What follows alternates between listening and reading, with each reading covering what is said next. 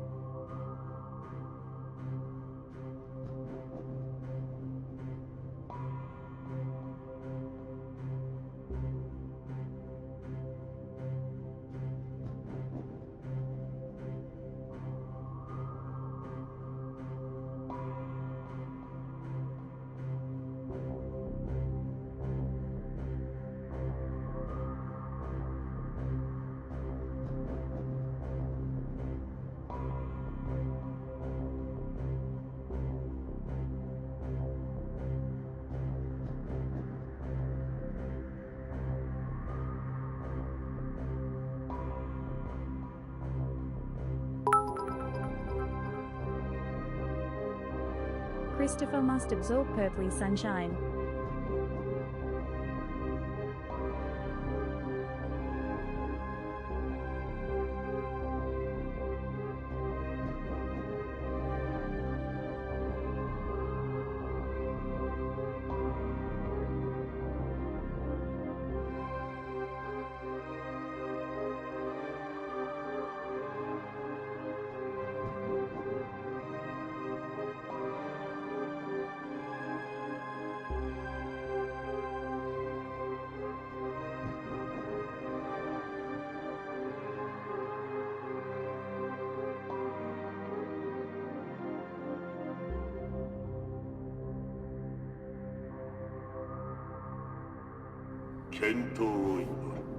人類に栄光あれ。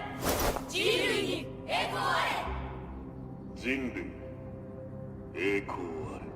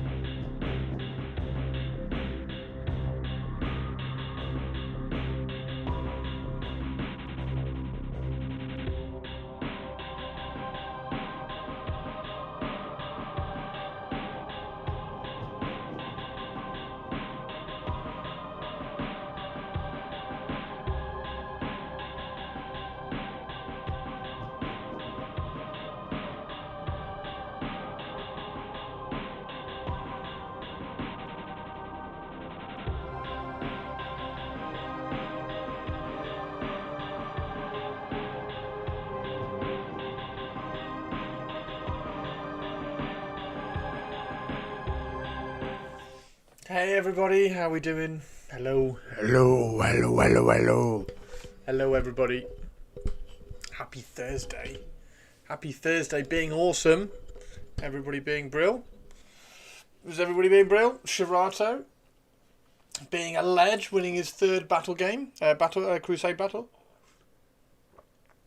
Captain Mannering, hello. Teeny Tiny, we've got the deadly duo in chat. And a cookie. We have a Taria who is here first. A Purples. And is that it? Yeah, that's everybody. Hello, how is everybody doing? How are we all? Are we all okay? Are we all okay? I don't know what to do today because I've spent the morning editing videos or trying to edit videos. I've edited or I've started editing a painting video.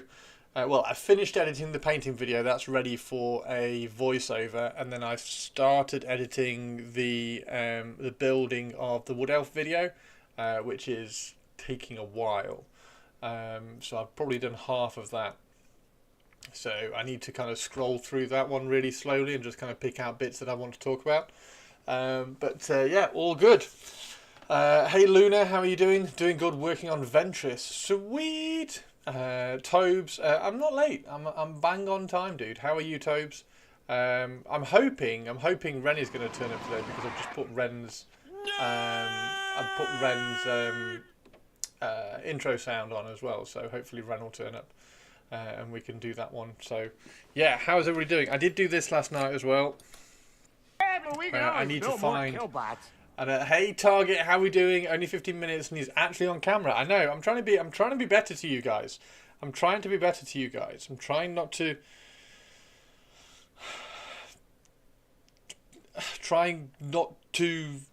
be unorganized. I don't know, which has failed completely because I'm not organized in any kind of painting today. Because I haven't got I didn't get any more of these primed. So we might just prime these. But then I did build this last night. I say built it, cleaned all these up, and then stuck them on there. And then the necromancer, grave digger dude is going to go in the middle. So that would be quite a cool little unit filler. Avian, how are you doing? Let's do this right. Fish. Moo. Fuck. Everyone on the Hate Erebus bus. Everybody on the Hate Erebus bus. Yeah, how are we doing? Thank you, Avian. That's incredibly kind of you. Can see your Ventress. I can't remember what you did to the dress. Curious to see if it's similar. Yeah, 2 seconds. I'll go grab my Star Wars Shatterpoint stuff.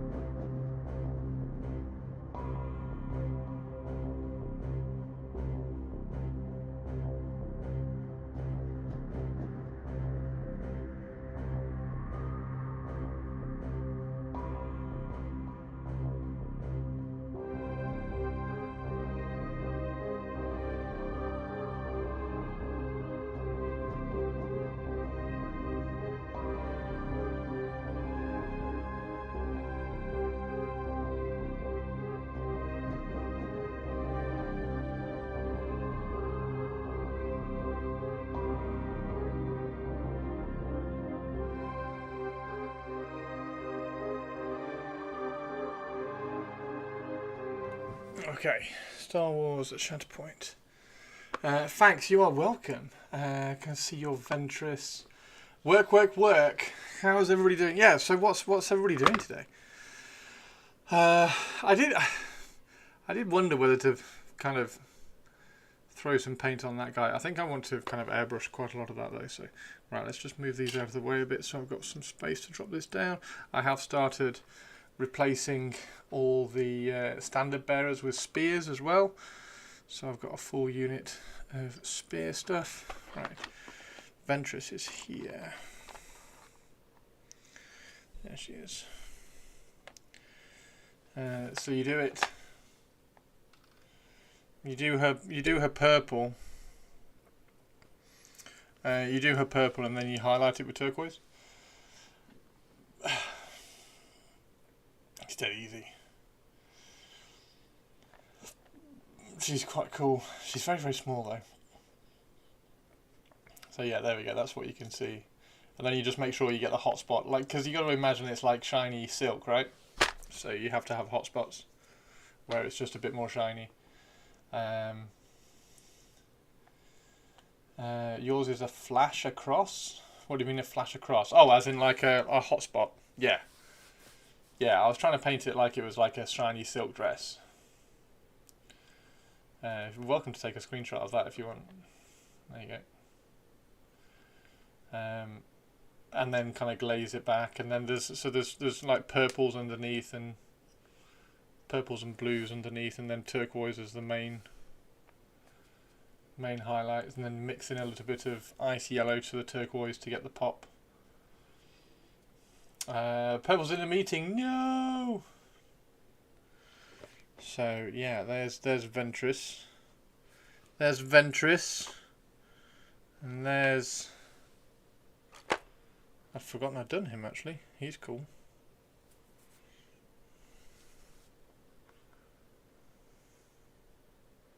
So there's that guy, and then we've also got Maul there. We've got there's Talon, Darth Talon. She's come out quite well so far. Yeah, I really like all the Shatterpoint stuff. I remember it coming out, and I was thinking, oh, I really want to paint those because they're quite detailed, and the scale of them is quite interesting. So I was quite excited to paint some. And then obviously Sith Soaker. Sith Soaker's getting there. How are you doing, Spike? And there's the Armourer as well. She's just started. There's lots of them that are just like they just have like the colours started on there. And then she's really cool. She's really cool. Can't remember who she is, but she's really cool. I need to glue her lightsaber on. She hasn't got a lightsaber. There's Cara Dune. Miss Cara Dune. Quite fun. Yeah, and then just all the other stuff. It's quite cool. I like it. I like it all. There's that guy. Thrall. There we go. So there's Thrall. And then we've got. Whoops. And we got both of the legends. I've got Krennic somewhere. At least I think I've got Krennic somewhere. Oh, there's Leia. Yeah, there's loads. I got loads. I need to start cracking on with all this because it's all really fun actually. Again, the problem with these is the basing. So maybe I need to look at the basing of these and go this direction with the basing for the Shatterpoint stuff, because arguably that sort of basing should, in theory, work even better for the Shatterpoint stuff because it's a finer scale. Star Wars session today? No, probably not today. Isn't that one of Padme's lot? Is it? I had a good match of Shatterpoint last night. I brought a bunch of bounty hunters and I faced off against an all-Mandalorian list. I do like the bounty hunters. There's Cad Bane, sorry. We got a Cad Bane, and then where's the? There she is, Aura Singh. We've got an Aura Sing as well. Although I snapped off, because she's got a pin in her head, hasn't she? And I snapped off the pin in her head annoyingly, so I'm going to have to glue that back on. Yeah, Shatterpoint stuff is cool. I think we might have to address the bases in another way, because it's like what do I do with that? There's just so much like highlighting and painting and colour to do on that. I don't know whether I want to. The bases almost take more time and effort than the models do sometimes. So yeah, it's weird. Hey Wolfie, how many bits break off miniatures? Oh my god, went a bit too fine for tabletop minis. Yeah. I just painted the bases as is. Dry brush and wash done. I know, but it just looks crap. I dry brush and wash just. Yeah, I don't. Yeah, I spent ages yesterday talking about my basing dilemma anyway, so I'm not going to go back into it.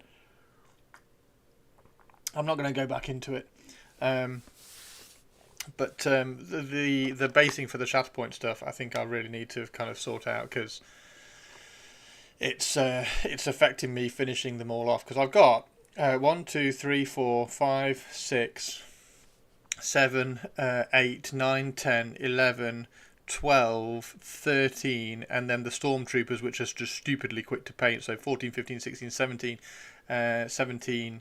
So I've got 17 models at a reasonably appropriate painting point. So if I've got 17 models kind of like around here, they need to start. Hang on, let me move this. There we go. They need to start getting like on their bases so that I can at least. Yeah. And she's cool as well. Who's she? I can't remember who she is.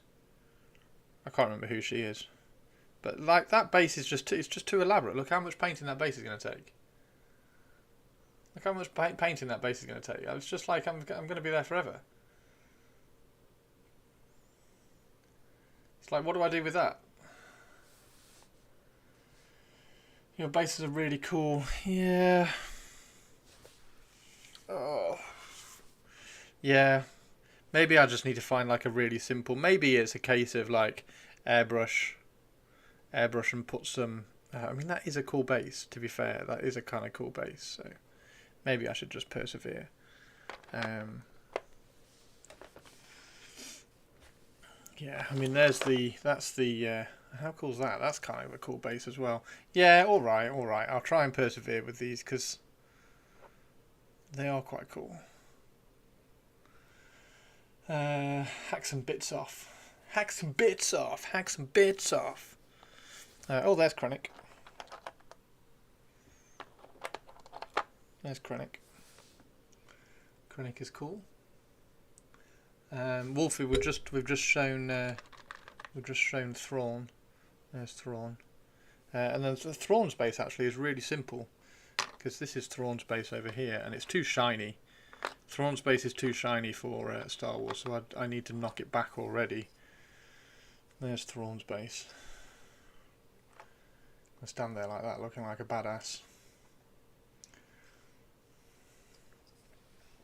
So, yeah.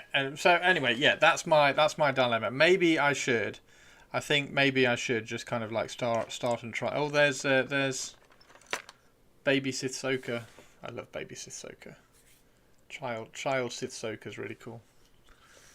Need to paint her up as well. So yeah, maybe I should just kind of attack the basing just with an airbrush and just kind of like go in there with an airbrush and throw some colours around.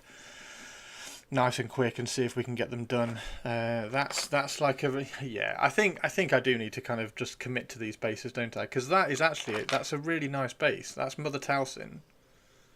Where does her foot sit? I think her foot sits in there like that. Yeah, there it is. So she sits in there like that. There we go. That's really cool, right?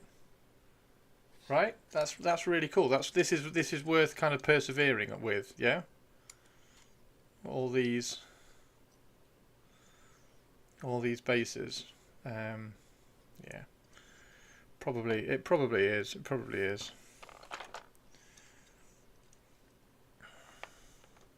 Maybe I should I get some of these bases out now? I mean, look at this one. Whose is this one? Oh, this one is, oh, this one's really cool. This one, this base, this base is Grievous's base. So there's Grievous. And Grievous sits on this base like that.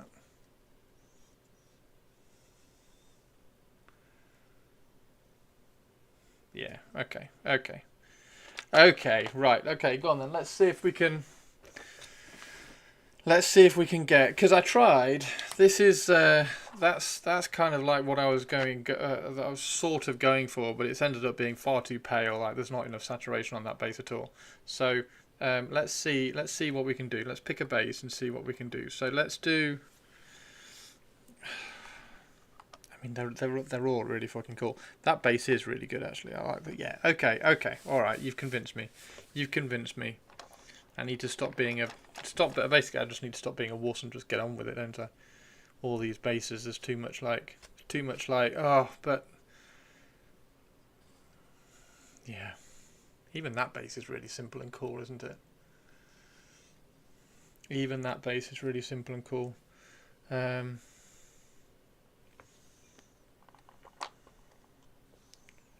then there's the armourer. Really, really good. Really good. Really good. Oh, who's that? Is that Merrin? Merris? Can't think what her name is. Raw.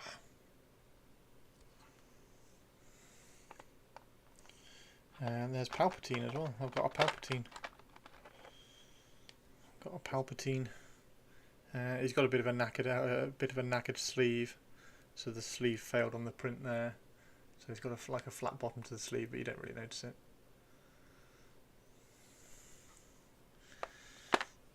So yeah, there we go. I hope that was cool for Ventress. Yeah, so many bases. So many bases. Imagine how pleased you'll be when it all comes together and they look amazing. Yeah, should we do some bases today then? Should we do some Shatterpoint bases today? We are going to have to get the airbrush out, so it might be a little bit noisy. But like Aura Singh, like that base will be quite cool, right? Once we get that done. Like they're all very funky.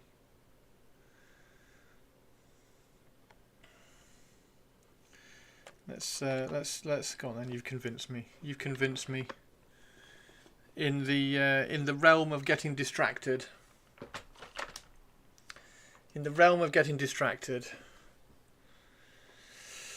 Let's get all the bases out. Where's that really good one from? Where's Grievous's base? Have I got Grievous's base is over here. There's Grievous's base. Go. They're gonna look fab. Okay. Right. Oh, also, have I got? I think I might be too zoomed in. Oh no, I'm not. Why is that? I am definitely zoomed in. Why am I zoomed in? Oh, I'm not zoomed in.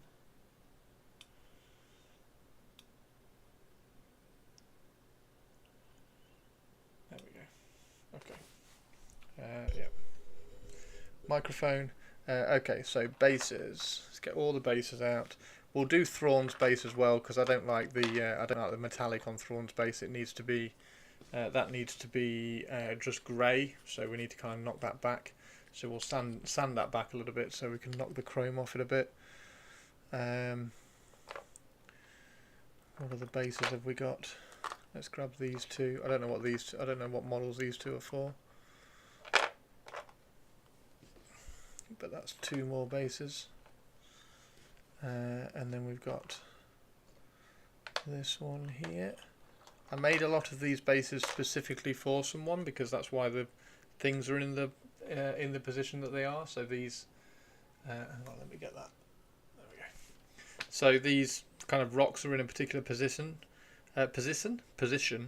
so that like the 1 foot can go there, 1 foot can go there. So I can't remember who that one's actually for, but that's fine. And then Oh, that one's Vader's. So that's Vader's base. So that'd be cool to do. But I want this kind of... I want this kind of like... I am Miao Ying. I am the Storm Dragon. How was that? How was the volume on that? Was the volume on that okay? It's a pain in the ass to change the volume on those, but if it's all right, I thought that was pretty cool.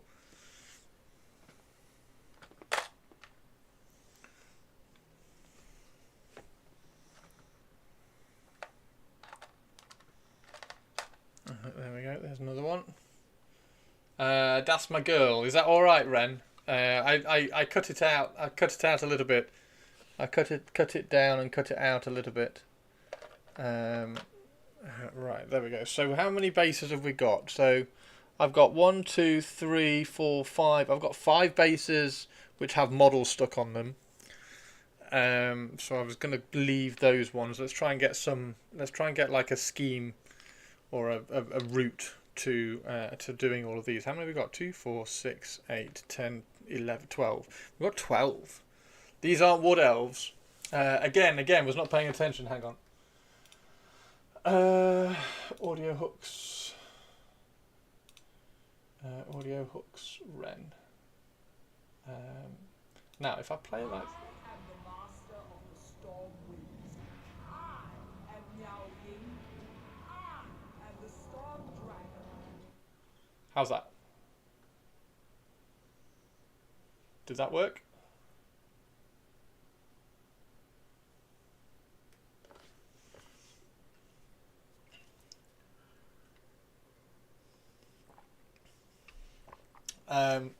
It was quiet that time. It went through a different source that time, Ren.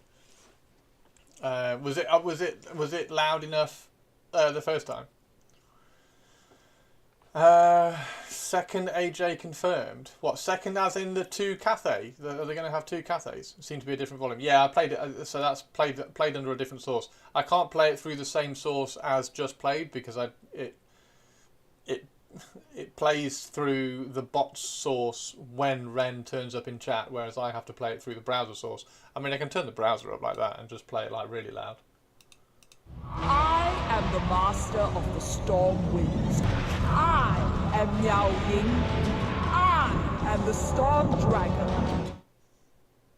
So I can do that. But yeah, the reason why there was a different volume is because there were 2 different sources when I played the second one. Yes, let's have a look at. Before we go and do some airbrushing. Yeah, before we do some airbrushing, let's have a quick look at. And there's some old world. There's some Middle Earth things here as well. So, right, a short history of Grand Cathay. It's a lot of reading. Oh, is it? I mean, we did read the last one. It's pretty exciting. Spiky, welcome back. Look at that. Look at that art. That art's cool. So that's blatantly the cover for the Arcane Journal, right? God, I wonder when it is going to come out. Did they say anything about when it's going to come out in the article? Super cool. Right. Some cool new art. All the art of the Shugengun Lords is great. Right, so. Grand Cathay is the mightiest human empire of the world of legend. I love how they're actually talking about the world of legend now as well. A place of civilization, prosperity and magic, and harmony above all else. It's ruled by the celestial dragon emperor and his empress consort. Yes, I'm a gatekeeper. It's ruled by the celestial dragon emperor. God's favourite princess and the What, most her? interesting girl in the world.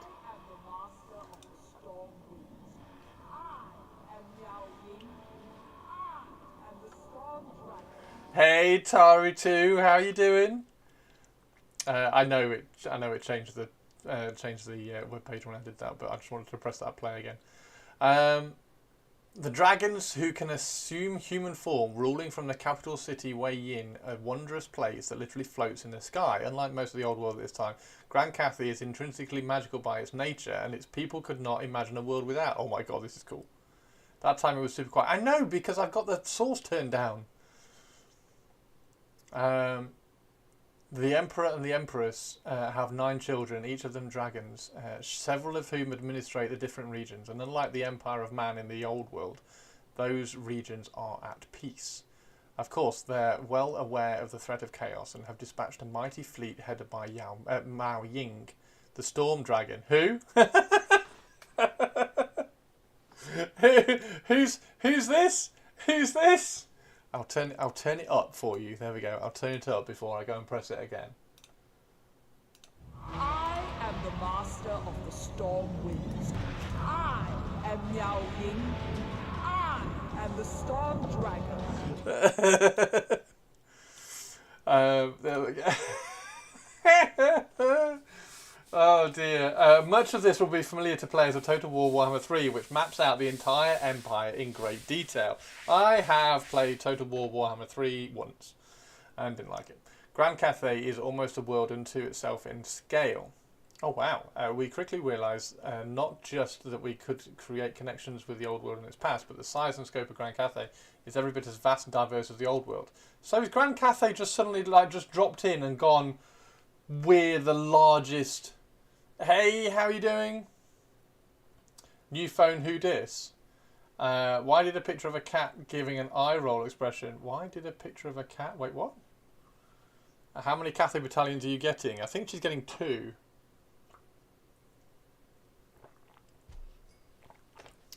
Yeah, so Grand Cathay has just come into the old world and gone, like, we're the massive civilization here. Like, empire, just go away.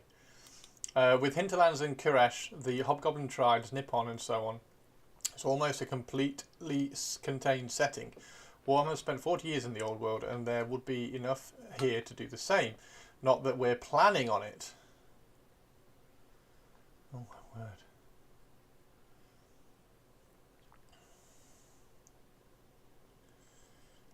They can only do 1 per order. Exclamation mark element and just grab it from there, Ren. Ha ha ha! Cathay's sending the Storm Dragon to save the barbarians from chaos. How do they feel about elves? I don't know. Should we carry on reading and see if they say target? Whenever we take on a project like this, there's lots of supporting... Whenever we take on a project like this... Like what? This is the first project you've ever taken on that's like this. There's lots of supporting material that doesn't make its way into published material. It exists in IP documents, yeah, obviously, which we can then keep referencing, yeah, because you've got to write stuff. In this case, players are lucky enough to see more Grand Cathay than usual thanks to the video game, most of what would usually appear in the margins.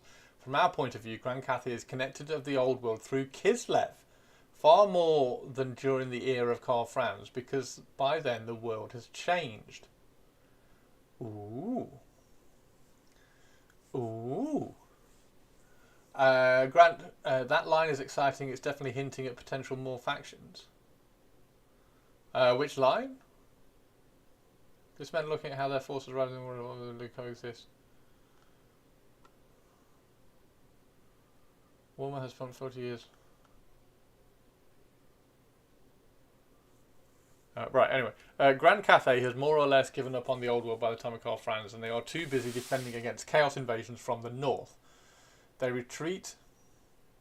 I'm definitely considering Cathay. Hobgoblins and Nippon. Oh, the Hobgoblins and the Nippon. Yeah, maybe. They retreat after the war, after the Great War against Chaos. It's like our Horus heresy. The characters believe that a great victory has been won and Chaos defeated, but it hasn't. The result is a disaster. Chaos has returned to the world and its shadow never retreats again. All those Kislevite settlements that extend across the Great Steppe, from the Western Marches to Grand Cathay, gradually become marauder tribes over the next 2 centuries. All those relationships change, all the trade routes shut down. You can see the maps of our cities.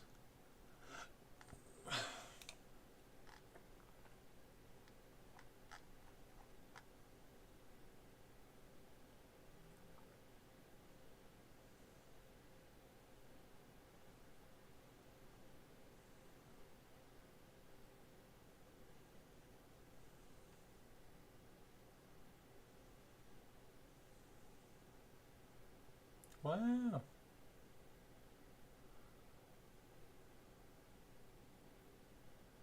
Wow.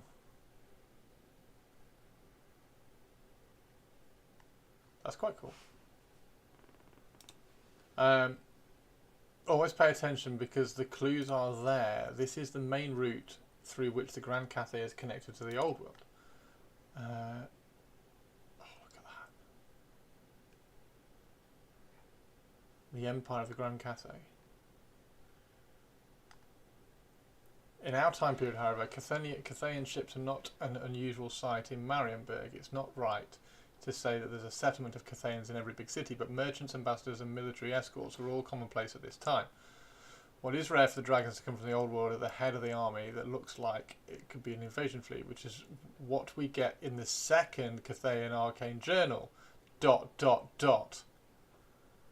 An invasion fleet. What the hell is going to be in an invasion fleet? Is that going to be massive Longmire? The badges are clickable, yeah. One of the first things Creative Assembly asked was the alignment of Cathay. They wanted another good faction, which Grand Cathay genuinely are, but they oppose chaos without being lily-white and furry. The Dragon Emperor is a long-established concept in Cathayan lore, but there's no particular mention that he was a dragon. We had his title, but not his species. However, it's well known that dragons lived on the planet even before the old world turned up, and we quickly came to understand him as one of the original inhabitants of the world. This weaves him into the setting and sets him as opposition to the old ones. Oh, this is cool. Zhen Yang is one of the original dragons, and his hunting grounds were what became Grand Cathay. He was a little smarter than his kin and the other elder beings, for when the old ones arrived, he didn't try to fight them and their Saurian armies. He bided his time and learned the magic that they brought into the world and was able to survive as the world changed. The people of Grand Cathay soon started looking to him for leadership, and he reluctantly took up the role of emperor, leading them through the collapse of the polar gates and the age of chaos. Look at that dude. So is that another dragon we might get in the future? Like big ass bad dude? He remembers the world as it was. I mean, that feels like a... I don't know. What was the other arcane journal? Invasion fleet. He's not going to be invading, is he? Is he going to be invading? Hopefully. Yeah. I mean, we need the second arcane journal so we can have the Grand Army. So maybe he'd be part of the Grand Army. He doesn't feel like an invasion fleety kind of guy. Tell you what does feel like an invasion fleet: Longmire units. Noble dragons. I bet they're after my dwarven gold. He is definitely of this world, but his consort, Kuai Yin, is not. Though she is known as the Moon Dragon and regularly takes on a draconic aspect, she is a shapeshifter who arrived from Mansliab after the old ones appeared. How many dragons have they got? It's from her that he learns to assume a human form, though the rest of her origins are obscure. This is awesome. Together they have 9 children. And Grand Cathay begins to grow into proper empire. This number is deliberate, as it reflects certain Chinese myths. We know of 5 of the children who are actively current: Mao Ying, the Storm Dragon; Zhao Ming, the Iron Dragon; Yan Bo, the Jade Dragon; Yin Yin, the Sea Dragon; Li Dao, the Fire Dragon. 2 more are named yet dead or missing: Shyama, the Spirit Dragon, who guards the underworld; and Shen Zhu, who is lost in the Chaos Wastes. It's a bit like the missing Primarchs. Okay, so we're not going to see him then, are we? Because he's like the Emperor, and we're not going to see the Emperor in 40k or 30k. So he's like above everything, isn't he? So he's like the untouchable. Okay, but we might see Zhao Ming, the Iron Dragon, and Yan Bo, the Jade Dragon, for instance. Wow. Together they have 9 children. As for the other 2, they're a bit like missing Primarchs.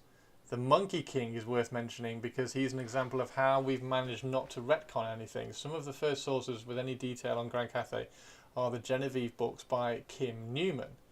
There's an agent from Grand Cathay who mentions the Monkey King as being the ruler of Grand Cathay. At that point, we didn't know anything about him. The Dragon Emperor and the Monkey King might have just been titles applied by foreigners.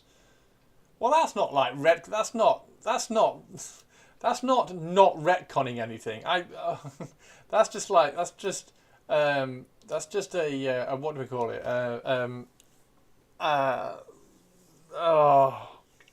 Inaccurate narrator. But because it was so important to the story, it's almost like saying, "Oh no, it's all right. That didn't happen because I was dreaming." Christopher, potato picks. Right. About. Meow. Oh, give me a second. Because it was so important. So, hang on. The Dragon Emperor and the Monkey King might have just been titles applied by foreigners. So it was just some numpty who was talking to Genevieve just called the Dragon Emperor the Monkey King by accident. But because it was so important to the story, and because we decided the Dragon Emperor was immortal, we had to decide how to deal with a real reference in a foundational text that had done so much world building back in the 90s. We decided that the Monkey King, who was a very real character living in the mountains of heaven, was allowed to believe that he was in charge of Grand Cathay for a period of time. Okay. There's a separate entry we found stating that the Monkey King even appointed a representative of Clan Eshin as an advisor. Where's Spiky? Where's Spiky Boy? Whether that's true or not, we've left open, but it's certainly a period of history people in the Warhammer world might be aware of. Is he good or bad? That's a good question. Several vampires, oh yes, who haven't named fled from Nekara, as did Hecate, who is named in certain novels. The Jade-Blooded do exist, though they're probably not as you might imagine. We've steered clear of any troops, but also traditional Japanese Yangshi, which fans of Chinese cinema will recall as stiff-limbed hopping vampires. I love them, but they aren't Warhammer. The Jade-Blooded do exist. We have consciously avoided any body horror, and we decided that while there are indeed vampires in Grand Cathay, they aren't relevant to the stories we are telling in the old world, like the Tiger Men. They're another... Right, okay, so... Hang on.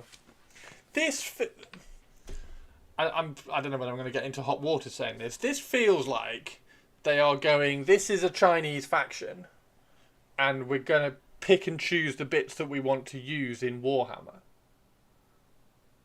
Whereas Bretonnians is merely inspired by the French, right? It's not just a straight rip-off. It's just inspired by the French, and is that different? Is this different to Bretonnians? And like Empire? So many, and Tomb Kings is clearly like Egyptian inspired, but it's not Egyptian like this. This feels like China like this. It feels like a Chinese faction like this, rather than we're going to use China as inspiration. But Bretts aren't French.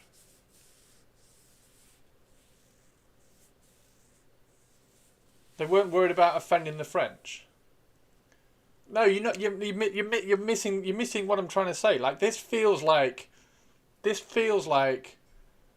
taking ancient Chinese culture and putting it in Warhammer and picking and choosing which bits of that culture fit within the Warhammer universe, rather than Bretonnians and Empire and Tomb Kings, where they're creating a faction in the Warhammer universe and using inspiration from. Does that make sense? Or is it the same thing? Right, anyway. We are unlikely to see any of these on the battlefield of the Old War anytime soon, but they are fun to consider as part of the larger part of the world of legend. I get it. I think, like, this feels... I don't know. I believe it's folktale that eventually got written down, so embellishment on a kernel of truth. 30 years of corporization between the creation of the old world and now. It's the same thing, they're just being upfront about this.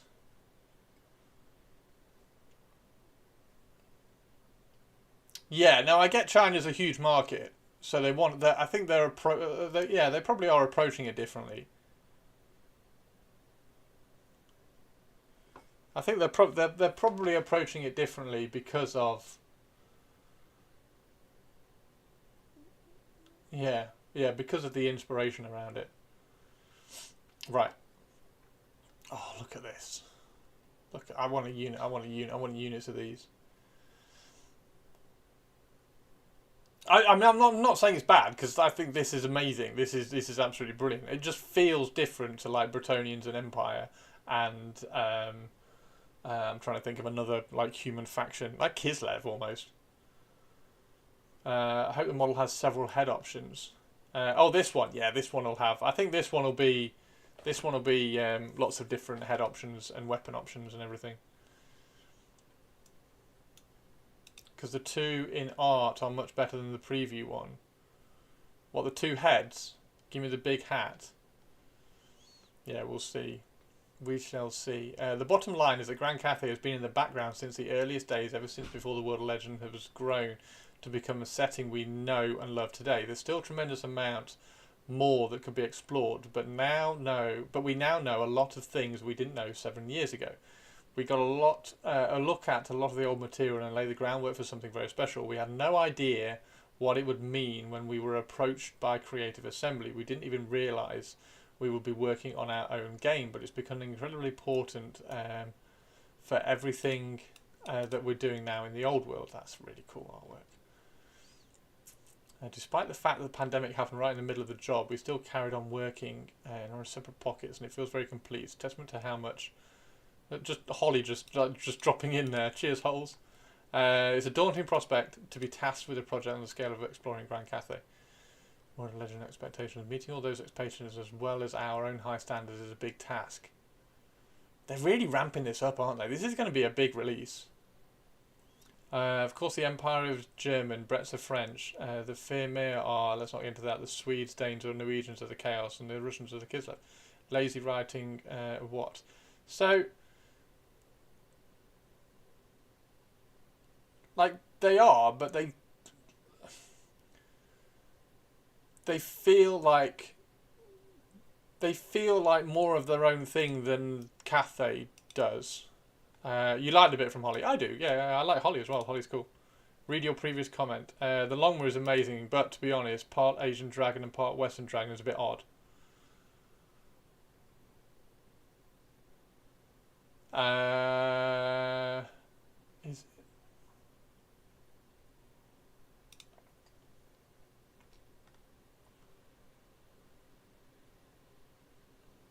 I think it's all...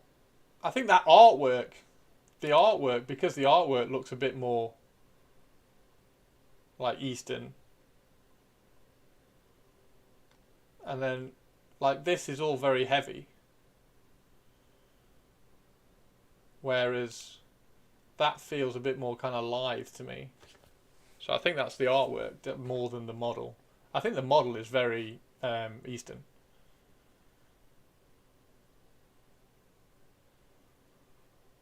No, this is not a dragon, it's a Longma. Basically, Corp don't really drive the good stuff passionate people do. New plastic range with 2 arcade journals confirmed. That's like 12 to 14 kits. Which is nuts. Which is good, right? Which is good, because that's the one thing... bulky big wings. Oh, so you're not a fan of... so you wanted more of... you wanted the Longma to be a bit more kind of sinewy like that without the wings. I don't know. I think they did. Honestly, I think they did a really good job with the Longma. I think the Longma fits really well. I think it is kind of long and slender. Hang on. What was the thing with the... so new plastic range with 2 arcane journals confirmed. Did they confirm a new plastic range as well? 12 to 14 kits. See, that's the thing with me. That's the really important thing for me about the Cathay, is that it's not a Daughters of Cain or Idoneth Deepkin release.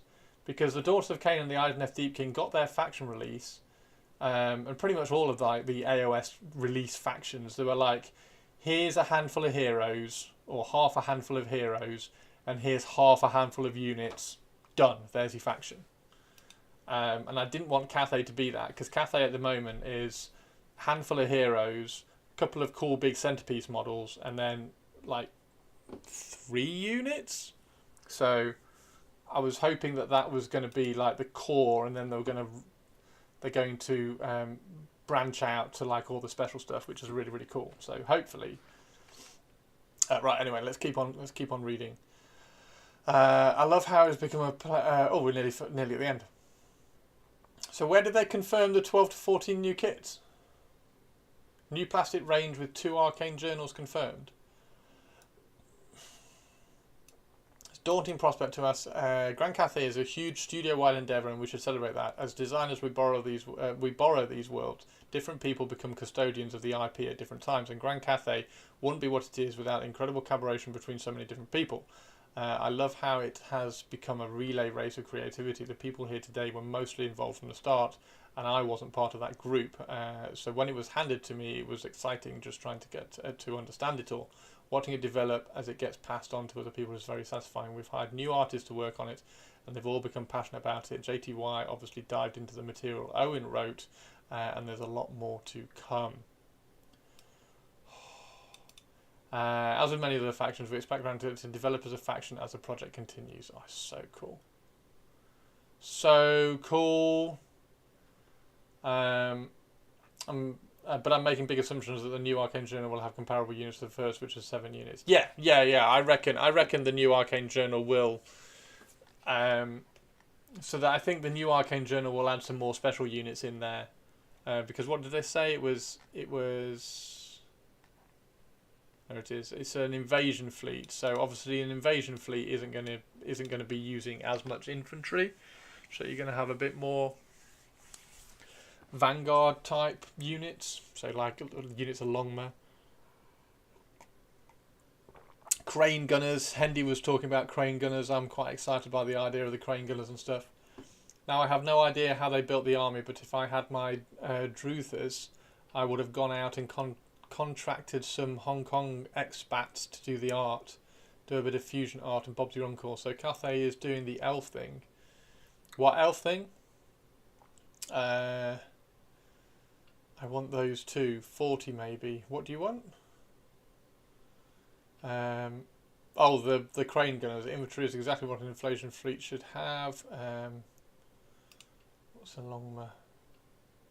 Dragon horse. Chinese word Longma because long dragon.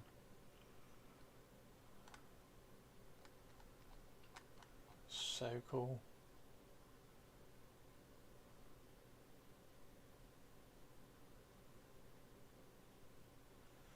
Raid in the old world, that's the elf thing.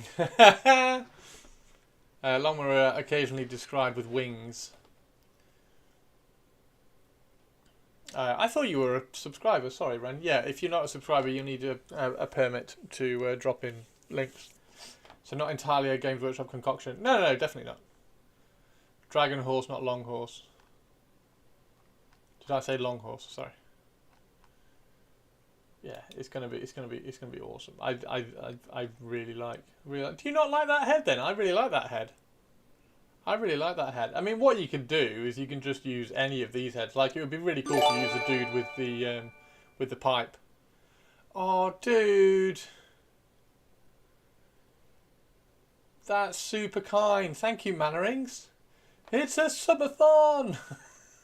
I know, Hype Train, holy shit. Thank you very much. You don't like the head? I don't know why. I want to use this guy's head. I want to use that guy. Oh, Bannerings! Dude, that's super kind. Thank you very, very much. Ren, welcome to the crypt. Ren, you can get into all the funky cool subscriber rooms in Discord now. If you pop in and have a look, there's all cool subscriber places in Discord. Same with Ghost Hawks. Pat Nez, Torque, Hook, and JD. I was about to say you've gifted a load, but not Ren. Good save. Yes, and you also.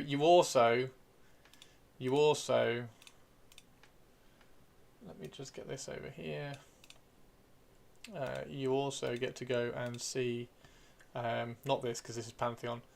You also get to go and see Furry Pussycats. So you get your... Oh my god. You get your potato fix.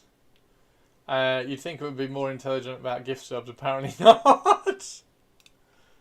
Oh my god. Look how tiny they were. And look how floofy they are now. Hi, I'm gorgeous. How are you?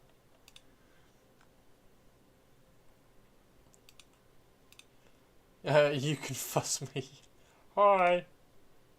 Oh, she's so white. She's so, like, pearly white. Look how clean she is. Amazing. Amazing.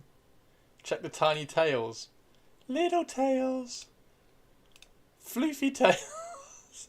But yes, he's so clean, Warmasters. He's so clean. Yeah, I want to have that guy's head as a on a general somewhere. I think that guy's head needs to go on a general. I need to fit that head on a general somehow. So one of I don't know. Not that one, because she's cool. I really like that head. I think that head's amazing.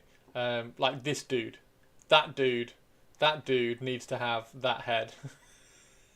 I love it. It's really cool. It's really cool. All that guy's head, just like wow, Mr. Miyagi. Yeah. Chris is very good at misgendering cats. They are super cool. They're super cool. Do the old man head. Chris loves a good head.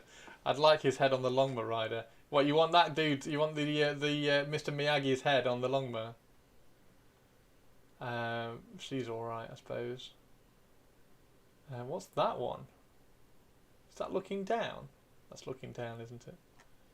I don't like that head. That's weird. That one I need to cut the top hat off. Top knot off. Yeah, I think that's fab. That's fab. I don't think there's the only thing I've got to kind of decide on this is how to paint it. I don't know how to paint it yet. I've got an idea, but I'm not entirely sure. But also the other guy holding the rocket.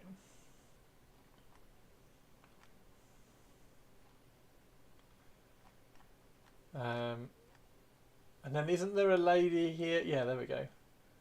That one with the big stick. Looks like she's. He's a bit happy. Hello, I got a big gun. I'm less fussed by the artillery. We know you'll paint it blue. Stop trying to pretend you won't, Christopher. Well, am I? Because, like, would blue go with that colour scheme? Would blue go with that colour scheme? Maybe like a pale blue. Maybe like a really desaturated blue, like this one. Like the crew, but actual weapons are not quite my fave. I do quite like them. I think the weapons. I think I don't know whether I like the rocket or the cannon more, but I do quite like them. I think they look quite good. Who cares? It's a Longman, not the warrior on top of it. I'm sure you'll show us soon. Why? What? Well, yeah. Whenever the box comes out, I will pre-order one for sure. I need myself a battalion. And then I'll get. I don't know whether to get Mao Ying straight away. I mean, she is bloody cool, of course. I'll definitely order her. I suppose it depends on the price of Mao Ying. Oh yeah, there we go. That's the artwork on the front cover. Of course it is. That's just. I love that. Just that one model, I think, is my favourite out of all of it. My favourite out of everything is that one model. It's stunning. Absolutely stunning.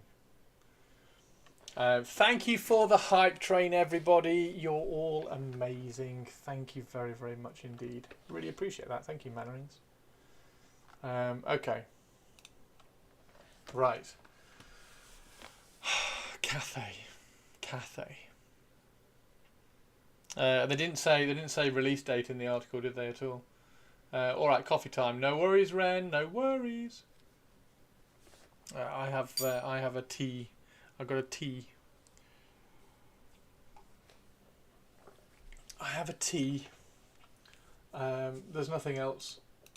Nothing else up, dropped yet.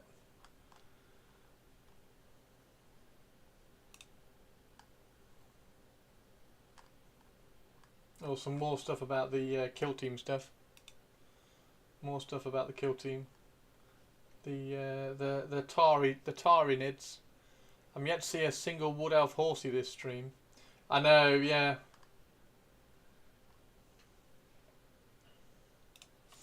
Single wood elf horsey.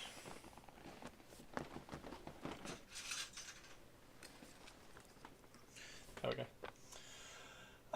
Next week, get to see the rules, so that will be cool. I'm looking forward to it. If you listen carefully, you will hear the sound of my... If you listen carefully, you will hear the sound of my disappointment that Christopher didn't put on the background music. Very good. Very good.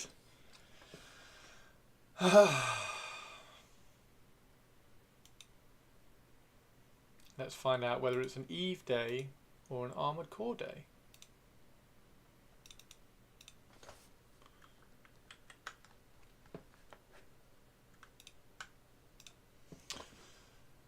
There you go. Have some music.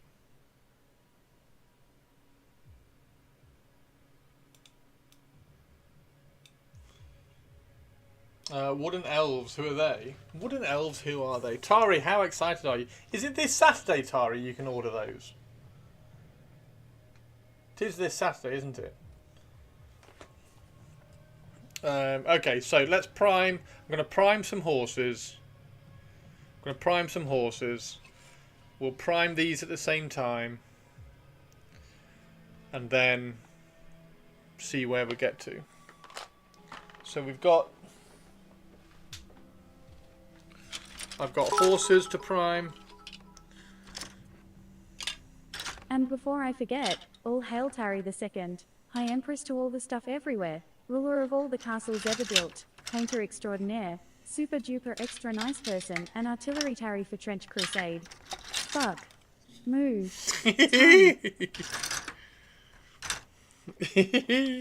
And I've made this one too red, so we're gonna just kind of knock that one back.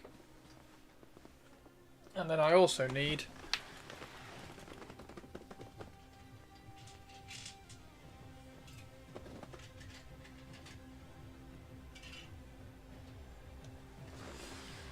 those ones. So we got the deer as well. Okay. Oh yes. So that's unit filler. If the rules are looked at next week, do you think they'll be on the Sunday preview coming? I don't know. Fuck Mutong. I like that the kill team map has L-shaped terrain. Oh, it doesn't. Oh my god, it does. Just don't normalise kill team terrain. It's a fucking skirmish game. You really don't need to normalise kill team stuff. So yeah, this should be quite cool. So this is like a bit of a graveyard diorama with the grave digger, which should be quite cool. That's for the skeleton unit, the big skeleton unit. I want a gravestone. I don't have any gravestones. I don't know where the gravestones are. I'm sure I've got some in a sprue somewhere. I want to put a gravestone just behind this skeleton between him and the tree. So I might have to print one. The terrain is also aligned to a grid. Are we getting grids for kill team? I fucking hope not. Also, fuck Erebus, and fuck Manfred, and fuck Lindros, and fuck Denethor, and fuck GW, then refuck Erebus at least twice, then throw them all in an active volcano to get fucked some more. They need to prepare people for what's coming to 40k. It's okay. But Kill Team isn't 40k. Kill Team has nothing to do with 40k, and it should have nothing to do with 40k. Oh, I'm on my Kill Team annoyance. Right. Yes, yes, I am a vampire. Vampire count on a cool ass dragon. Cool ass dragon? Cool ass horse on a nightmare steed. There we go. He's so cool. He's really cool. Make them kiss. Make them kiss. Make them kiss.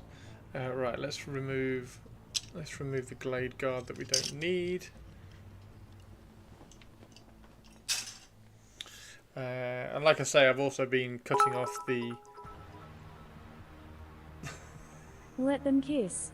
I don't think Games Workshop agree with you, Christoph. What? To not normalise Kill Team?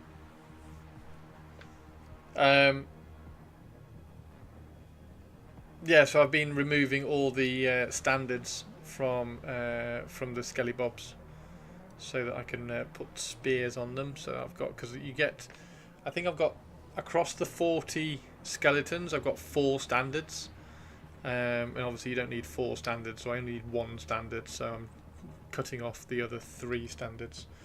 So I need to pick. Actually, I need to pick the best standard. Right, that needs to go.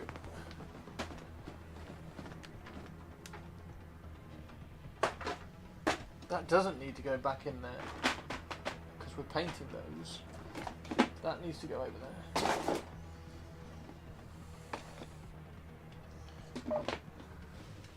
You don't want to pick standards now either, do you? So, right, let's get these. So that's Word Bearer's Red. That's for the Wood Elves, which is fine. Get those down in there. That's Xandri Dust. That's for the Wood Elves. That goes in there. That's all of that. That's Necro.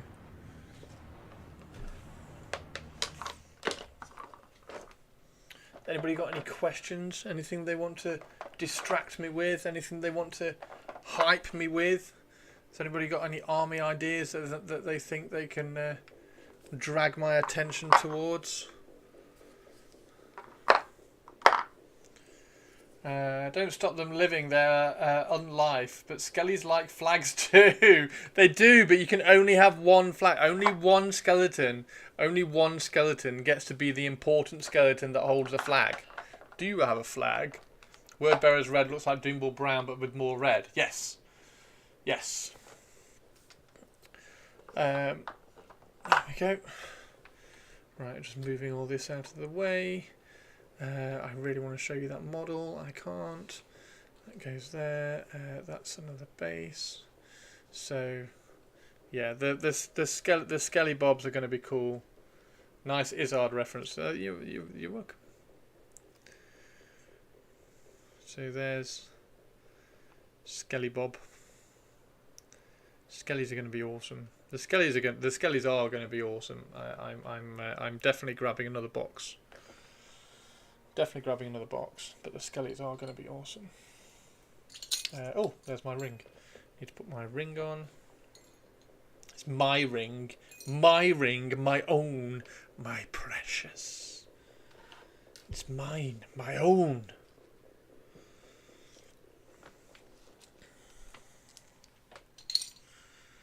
There's all those. Oh, I was trying to fit that on the back of the Gravedigger as well. I'll do that at some point. There we go.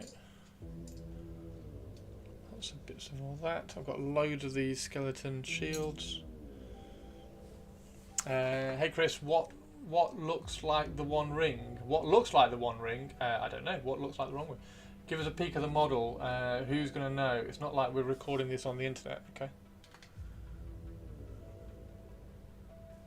There you go. There you go. Hope you like it. Looks pretty cool. Very excited to show you. Can't be the One Ring, because I have the One Ring. You've got the One Ring. Well, whose is this ring then? I thought this was the One Ring.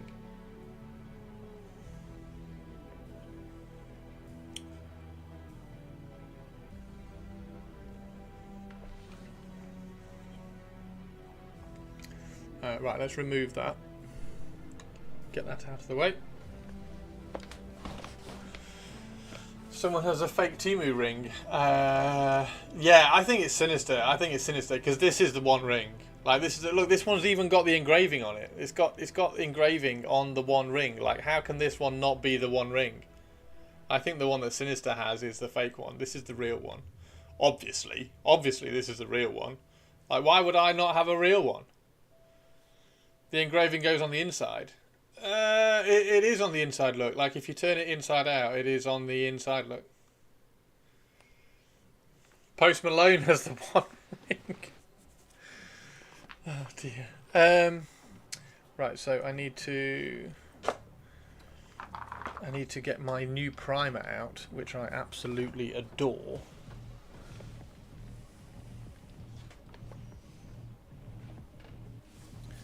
There we go. Phenomenal. To lower myself to your level, we can see you so clearly. It's not real frosting. What? It's not glowing though. It must be fake. Because the markings on the ring are only visible when the ring is put in the fire, you fucking tourist. Fuck. Moo. Time. Why don't you disappear when the... Well, I've not put it fully on. Like that's what it is. Like I haven't put it fully on. I just slide a little bit in. Not the full way. It just kind of stays there like that. See, Olivia knows. This is not the One Ring. Unless you have to put it in a file to reveal the instruction. Everyone knows that. How do you know that I haven't put this in the fire? I put this in the fire before every single stream. Before every stream. But it's okay. It's quite cool. So that we can see the inscription. So that we can see the engraving.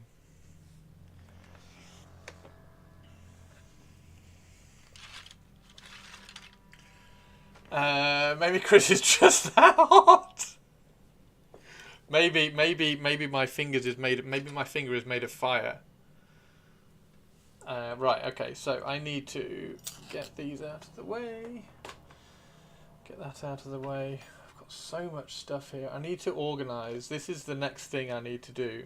I need to tidy up and organise all these kind of base box bits. I almost need like a bookshelf thing where I can slot them all into their own little shelf unit, so they don't get ruined. I'm gonna just back off. Oh dear, IKEA got you covered. Maybe not for stuff this size. I might have to get some like small MDF laser cut stuff. Oh, I've got a really cool big base as well. I don't quite know what to use this one for. It's the right size. It's the right size for an eagle. It is the right size for an eagle. Okay, so we've got my black primer out. We need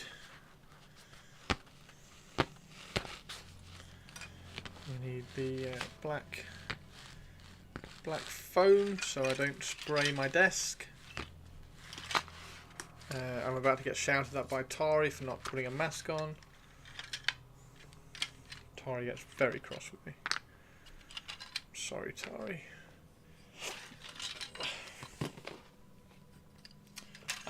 You ran out of Chaos Black spray?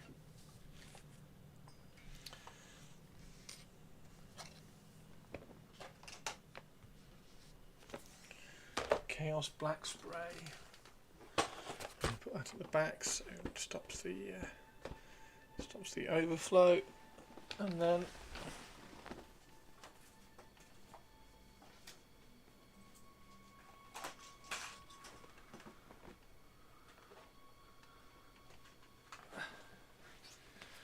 keyboard cover so I don't get paint on my keyboard.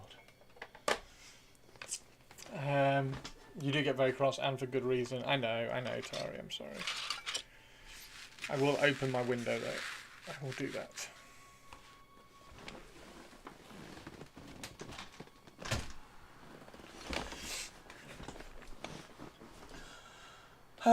Right.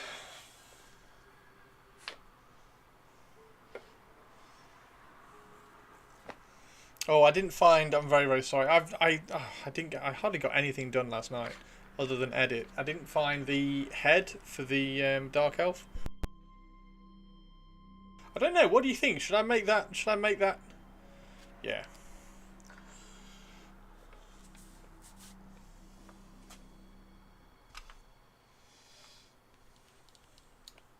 Okay, thinner.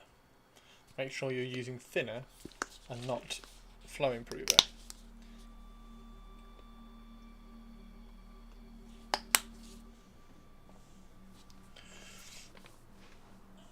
I'm going to take my ring off, so I don't get paint on it. Do you use airbrush cleaner either? I do, yes. I use no, sorry. So yeah, Sinister. That was a bit of a. So I primed, not primed. I painted my 2 of my wood elves, and I thinned the paint down in the airbrush with flow improver, pure flow improver, rather than thinner and a touch of flow improver. And then when I came to wash contrast paint all over it, it reactivated the paint and rubbed all the paint off. So that was why I was making a joke about using thinner and not flow improver. But yeah, I've got airbrush cleaner as well.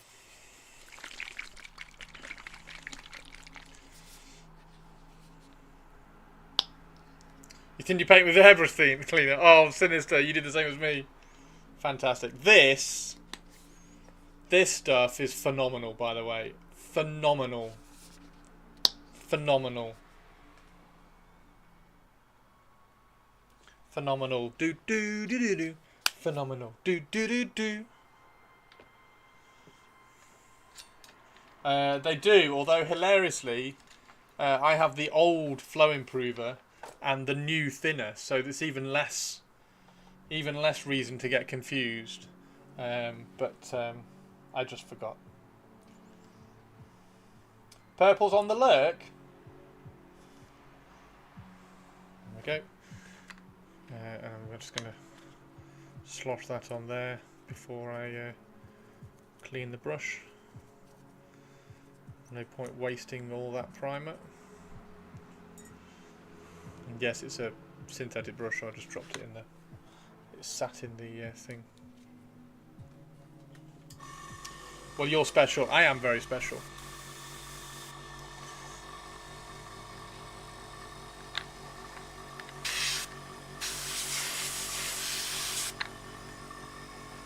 Bit too high pressure.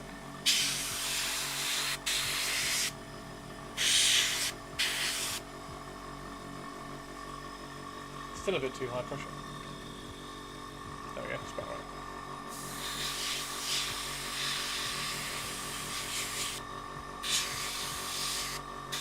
I'm going to lift the microphone up a bit. Try and get it out of the way of the air. I don't think that should be very loud.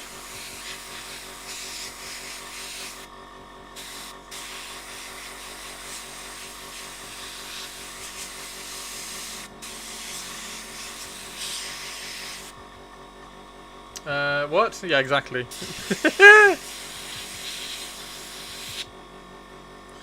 This one's Darth Vader's. This is Darth Vader's base. Already started painting it, but we're just going to drop some primer over it again. Make sure I get the all the bits on that. This one is... Oh, I wanted to rub that down, didn't I? I'll rub that down in a second. So that one is Thrawn's base, Grand Admiral Thrawn.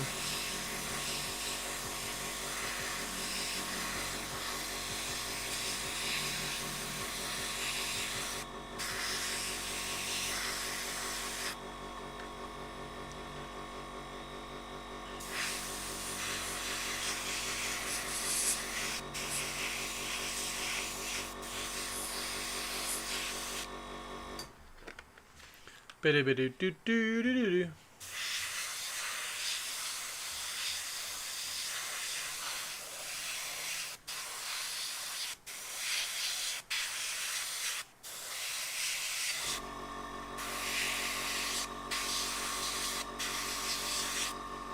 We go absolutely gorgeous primer.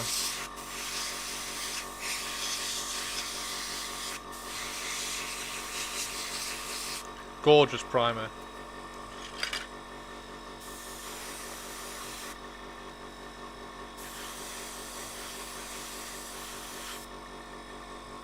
Gorgeous primer.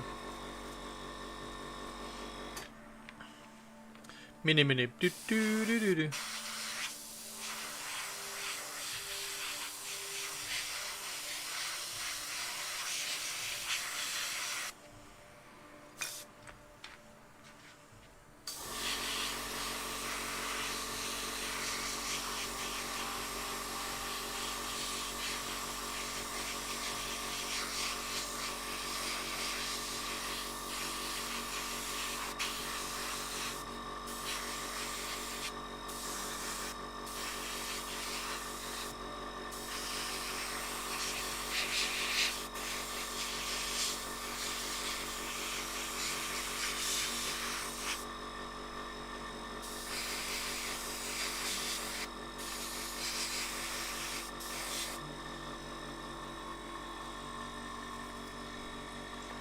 Let's do a deer.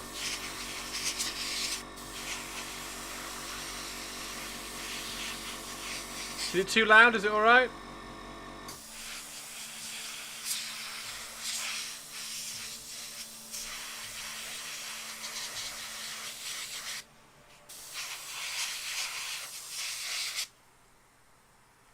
What? What? What? What, Tari? Now, question, should I paint the deer in the same tone as the horses? Or do they need a slightly more deery tone? Oh dear.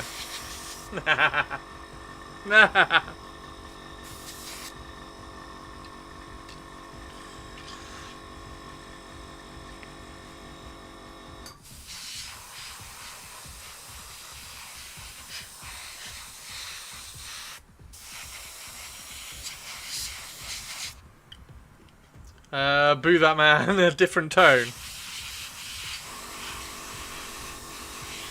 I think deers should be a bit more red, shouldn't they? So maybe I can lean into the word bearer's red a fraction more with the deer. And then the horses can go kind of like Sandy. Oh, Sandy.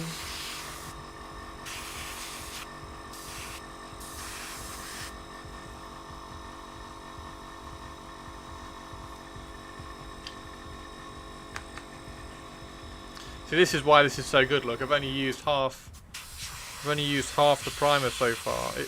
Honestly, it sprays so beautifully. Doesn't clog. Barely have to use any pressure. Barely have to use any paint. There's not like massive clouds of primer in the air. Don't forget the white rear. Do deer have a white bum? I need to paint one like Bambi, right? I know, Luna. I know. Tari shouts at me.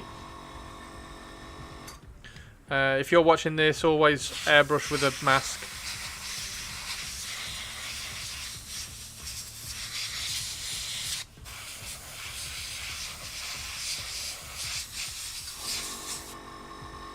White-tailed deer have white bums. So I need to do one as a white-tailed deer.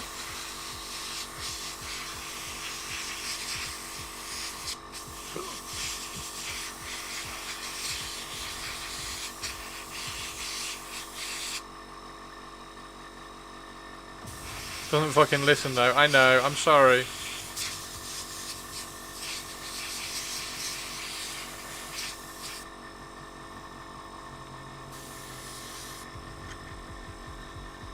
Get a spray booth. A spray booth. Ren would tell you to do them all different types of deer. No, we're not doing that. We need some. If it was for skeletons and like undead stuff, then I could get onto the kind of the Motley Crue mishmash kind of vibe. But for elves, who are all organised and stuff, we're going to do them all the same. Like, maybe they'll have different markings in slightly different places, but they'll all be the same tone. It works for Bretonia, because they've all got different...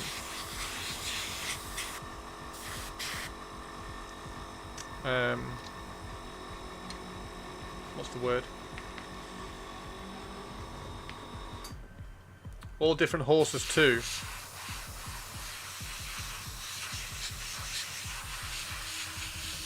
My Chaos is just going to have black horses, right? All my Chaos Marauders, heraldry, that's the word. All my Chaos Marauders will have black horses. Or at least dark brown. Maybe I'll do 2 different tones of horses for the Wood Elves. But the same kind of shade.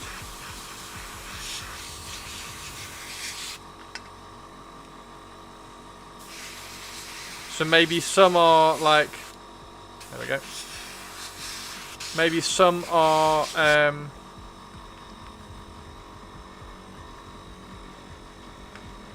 Zandri Dust, and some are Ushabti Bone. Maybe we'll do that. So some are just like shifted just a little bit.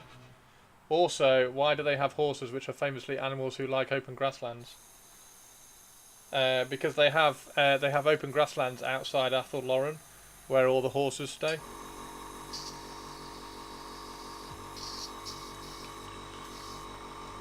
Pale brown, mottled, black, white, blonde.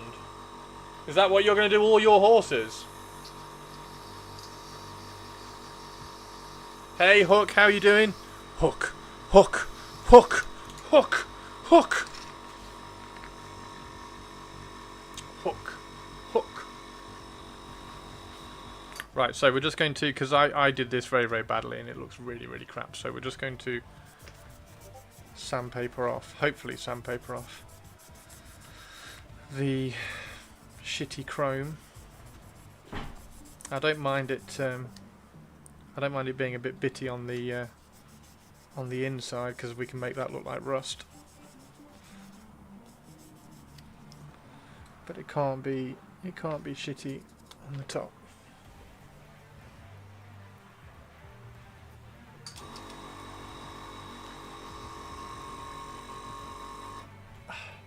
Beastman or a Chaos Battalion? Beastman or a Chaos Battalion? I mean, I'm not one to ask really, because I would say Chaos Battalion, because the only Beastman I kind of want to do is that Minotaur army, which I've already done. So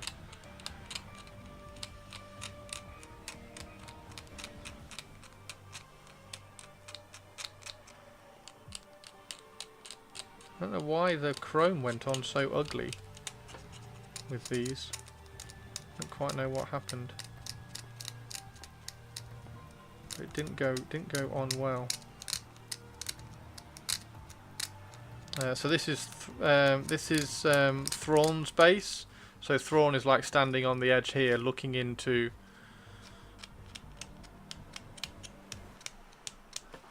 the base, if you like. Really not sure what to do with the Beastman now. You're not sure what to do with the Beastman? Have you got Beastman Mannerings? Chaos is a better battalion, all good units in it. I think the Beastman's a good battalion though, isn't it? I think the Beastman's a very good battalion.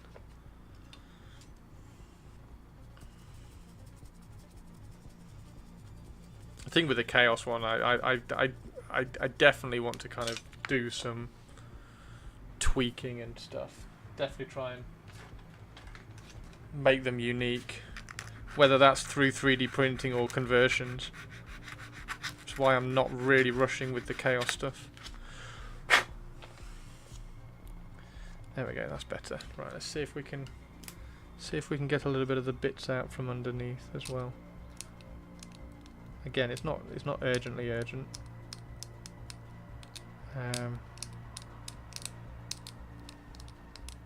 Yeah, it's just bits of sand that got stuck in the paint, I think. It's very weird. I think that'll be okay. I think we'll just make these bits like rust or something in the recesses. Okay.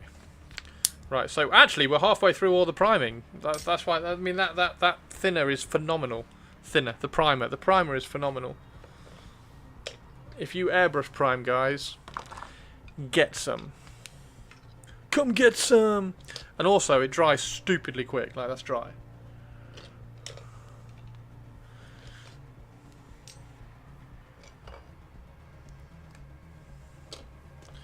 Alright, push all those up out of the way. Now, do I prime? Do I prime that? Yeah, I need a tombstone. That definitely needs a tombstone on that side. Definitely needs a tombstone on that side. That's a cool unit filler though, right?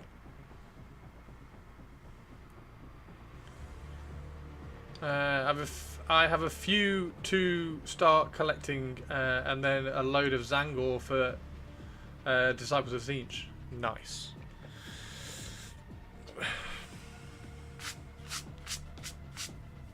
Yeah, it should be a really good.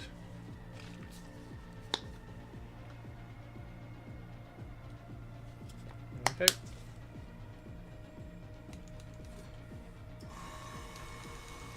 Even as someone who hates unit fillers, I must admit it's okay. You hate unit fillers? Oh no. Oh no. You got the new regular Vallejo primer and it seems fine too.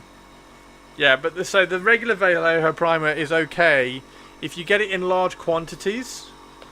If you get it in large quantities, because it's polyurethane, it kind of dries in. It kind of coagulates. So I started trying to get it in small bottles. But even then you can't guarantee how long it's been on the shelf. So how fresh the paint is. Whereas this mecha stuff is just phenomenal.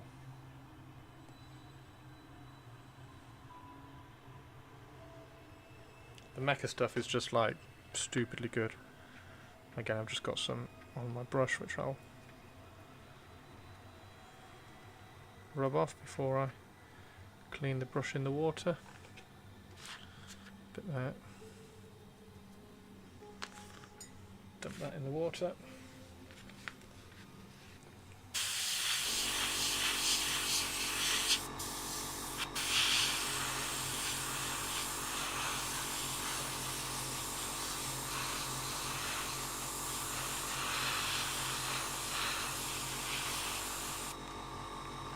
There we go. Okay, another horsey!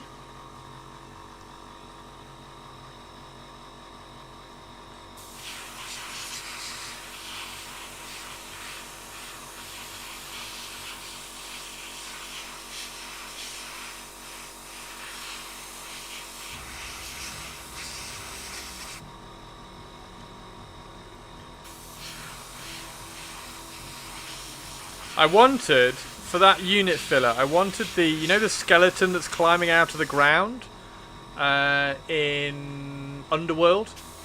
I wanted that skeleton. I wanted to try and find that skeleton. I thought there might be one on eBay for like a reasonable amount of money, but there isn't one.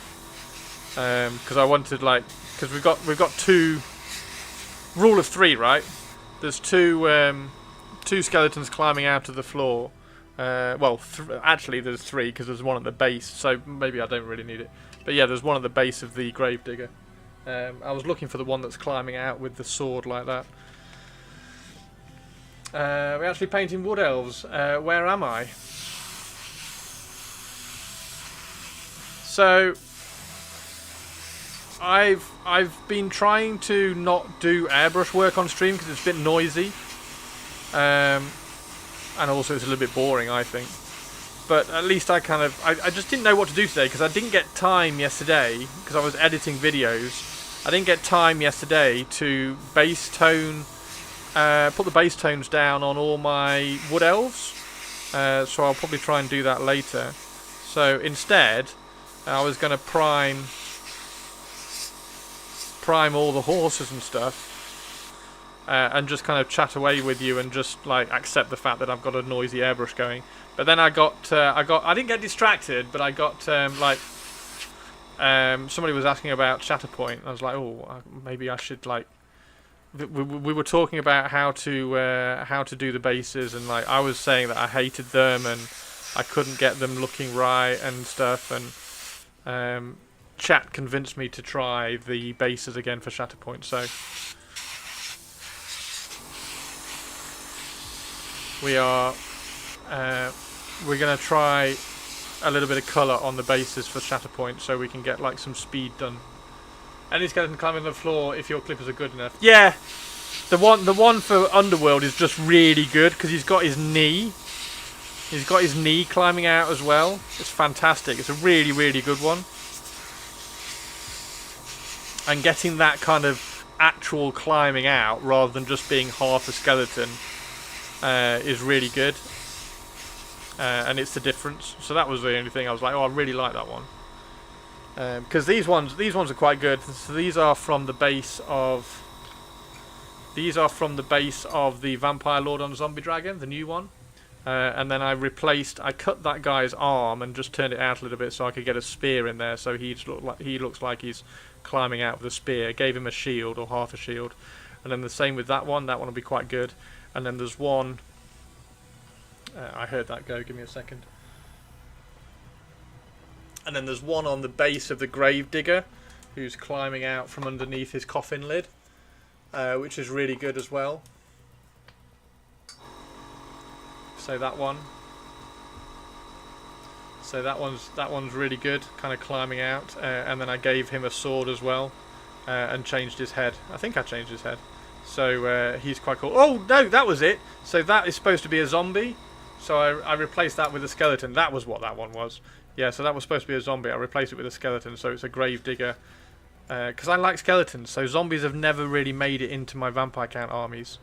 Or army ideas or anything. So the Gravedigger is summoning skeletons up. So that would be quite cool. That would be quite a nice little unit. If you stick half a skeleton on a base, it looks like you stuck half a skeleton. Exactly, yeah. You've got to get the pose right. You've got to get the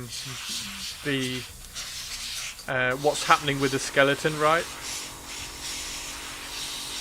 I think the needle is getting a little bit clogged up. We're going to clean the needle after this one. Zombies are by far the most boring monsters. Yeah, I think it's the. Somebody said it in Twitch chat the other day that I like my undead dry. I don't like the wet undead. So I like all the Harryhausen dry skeletons and Tomb Kings and all that kind of shit, rather than zombies. Even though like 28 Days Later is really, really good.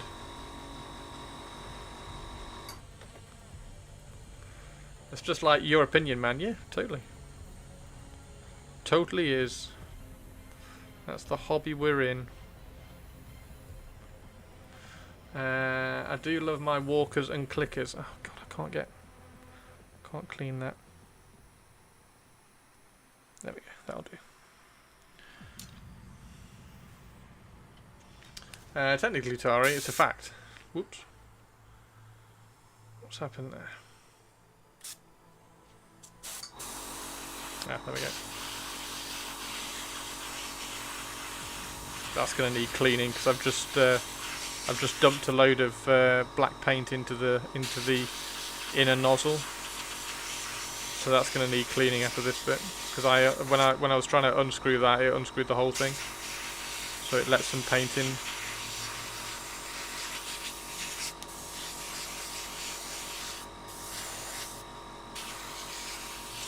Wow, this is actually going really well. I'm enjoying this, guys. I'm enjoying just sitting here, priming and chatting to you guys. So I've got 4 horses left, and then I think if it's all right with you lot, I'm going to get all the wood elves out, which I've built, and I'm going to prime all those as well, if that's okay. I prefer skeletons, but calling zombies the most boring monster I take issue with. And then also, I have all the skeletons to prime as well, because I want to kind of redo the skeletons, because I started doing them in non-metallic, because I thought, oh, it'd be really quick, I'll be able to do them really quickly. But now, because I've got like 40 to do in a unit, and my old world approach has changed a little bit, in terms of what makes a good looking unit in Old World versus what makes a good looking unit in AOS. So I'm going to reprime all the skeletons. I mean, they're not like where's the one that I'd done. There we go. So it's not like I've massively painted them.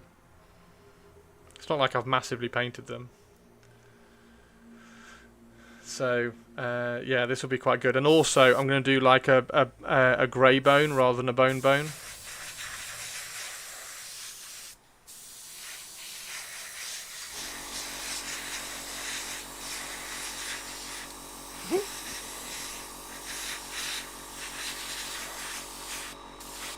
So yeah, we're just going to reprime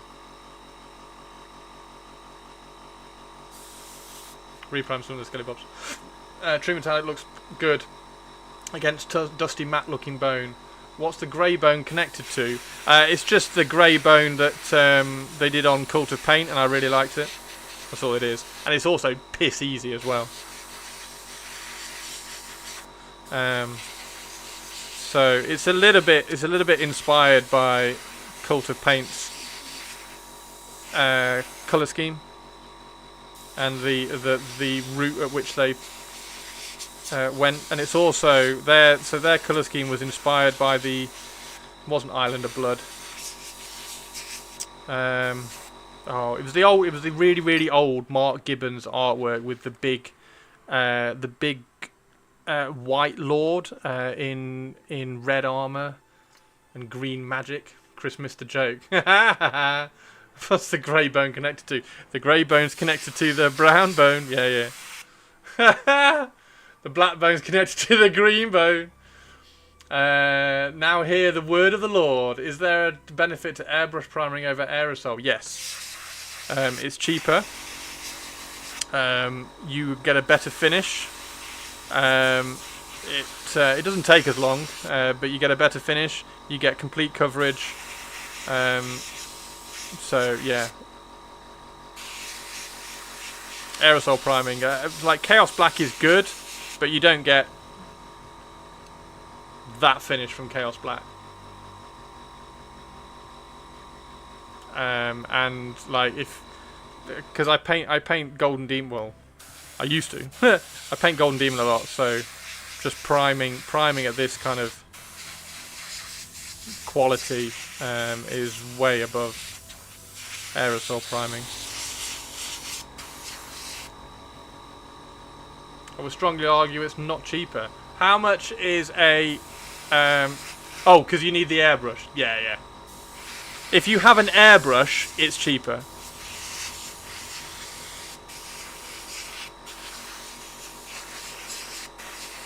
So once you have acquired an airbrush, it is cheaper. Yeah, good point, Tari.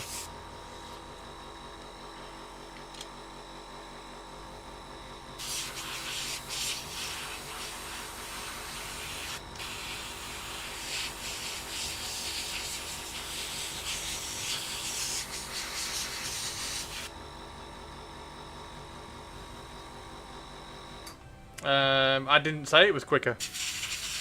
Aerosol priming is definitely quicker. Like this is taking ages per model.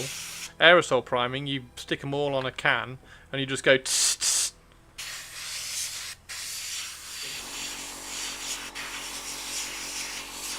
This definitely airbrush priming is definitely slower.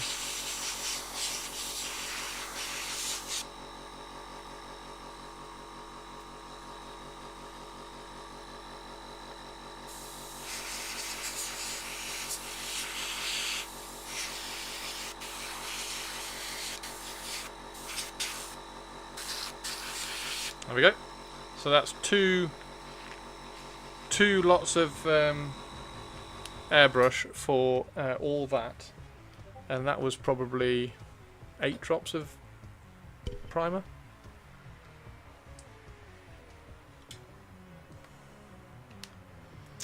For us, it's always the consistency. We found Rattlecons of 2 variable. Yeah, it's the quality of a Rattlecan is not it's nothing like as good.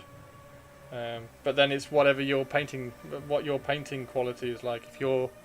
if you're not looking for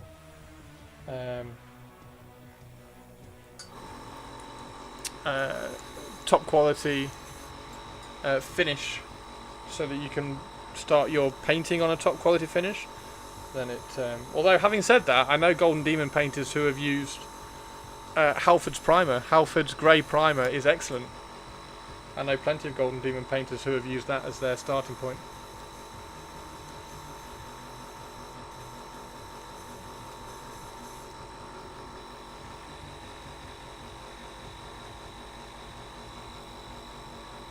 But again, they're just priming one model with that aerosol, so they're like holding it and getting it all around, rather than sticking it on a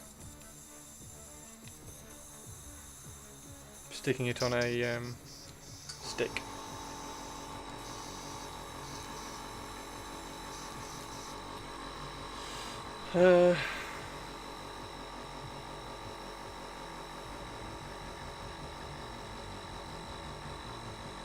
Right, so this is going to very quickly.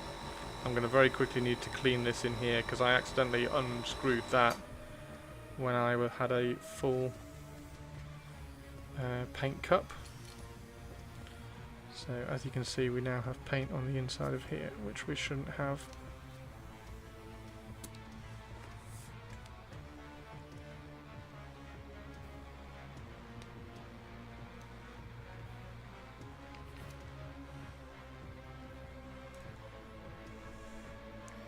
But that's my mistake.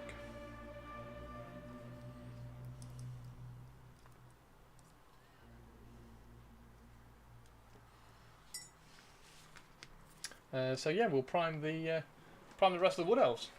You're off to play Magic. Ventress update. Oh yes, definitely go and have a look at Ventress.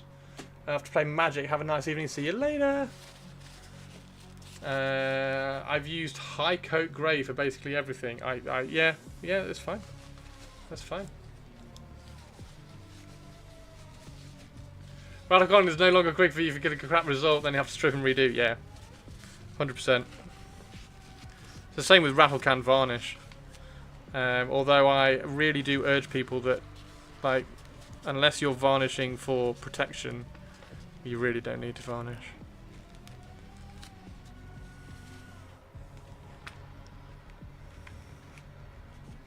Unless your purpose of varnishing is for protection on the models, you don't need to varnish. The airbrush isn't quicker if your airbrush clogs. No, it won't do if you use this lovely mecha varnish.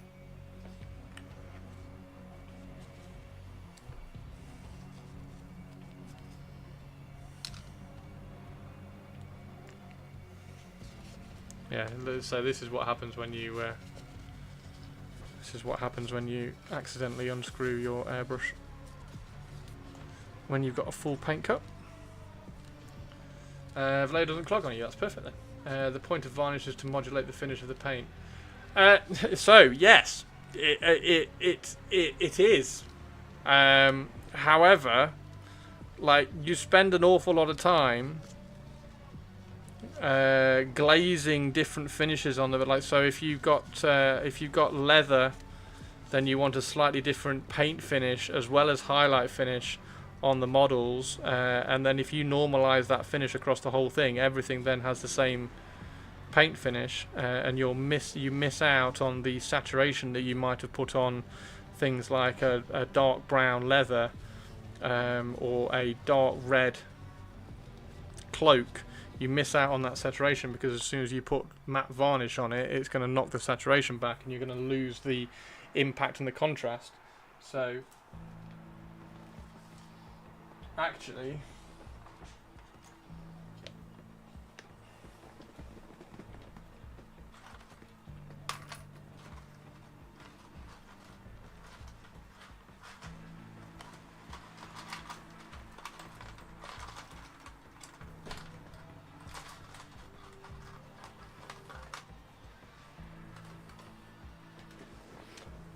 depending on what you're doing, you don't really want to varnish at the end of the model. You can varnish like halfway through, so if you know that like all the cloth that you've painted on the model, you want that same finish.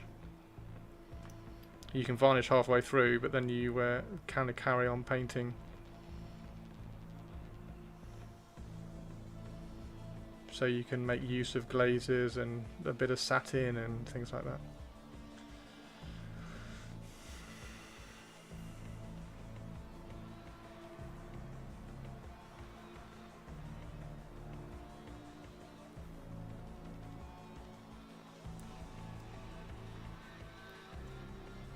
Yeah, that's one of the changes actually that's happened in competitive painting recently.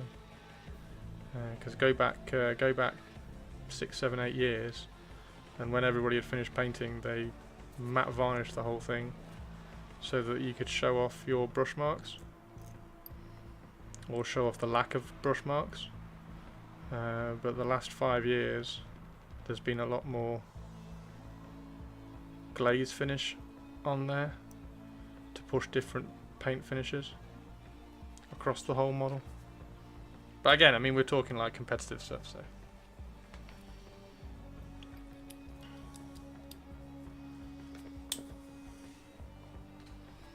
Right, there we go.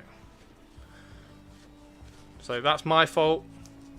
This whole paintbrush cleaning, this is all my fault because I unscrewed it when there was. So I unscrewed this bit here by accident. So all of the vacuum and the stuff that was created from the seals in here was then lessened, so that dropped out. All the paint from the cup leaked out into here, and then we just had big black paint in that bit there as well, which is supposed to be where the air comes out. So the air comes out of, I'll just show you. The air comes out of this little hole here, goes around all of this, goes out of the 3 little holes in there, flies past the nozzle and then pulls the paint out. So that kind of reservoir in there needs to be sealed and not have paint in it. Right, use what you're comfortable with, for sure.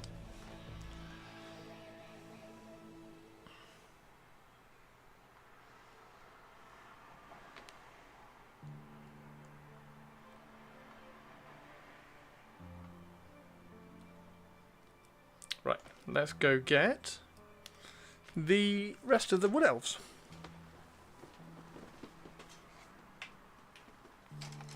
Put all these wood elves here. We'll prime this as well. I'll prime those bits as well. Although I definitely want to. I'm sure I've got somewhere a bag of bits. A bag of vampire bits, and there's a cross. I'm sure there's a cross tombstone in it. Sure there is. So maybe I'll find that before I prime all of those. Right. Sorry about the slight delay there. That's totally my fault for messing up. Right, we can move all these off. They are all done. But yeah, the mecha varnish, look at this finish. Look how clean that finish is. And it's just on the side of satin over matte, so you can now see where the light is landing, and it paints over beautifully.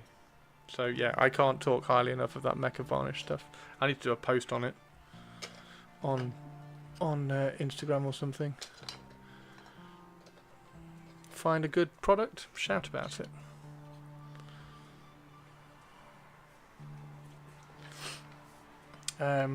Yeah. So yeah, we'll definitely kind of go through. Oh, look how cool they are. Look how cool they are. They're all going to rank up so well. They are going to rank up so well.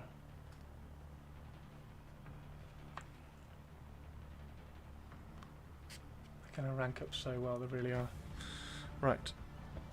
Drop that over there, don't need that. Everything.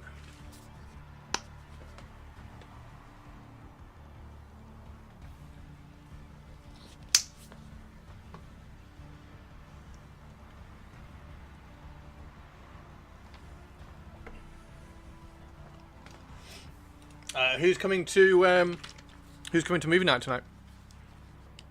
We have a cracking movie night tonight. It's Inquisitor. It's Inquisitor 3. It's not Inquisitor 3. It's Equalizer 3. So that's going to be cool.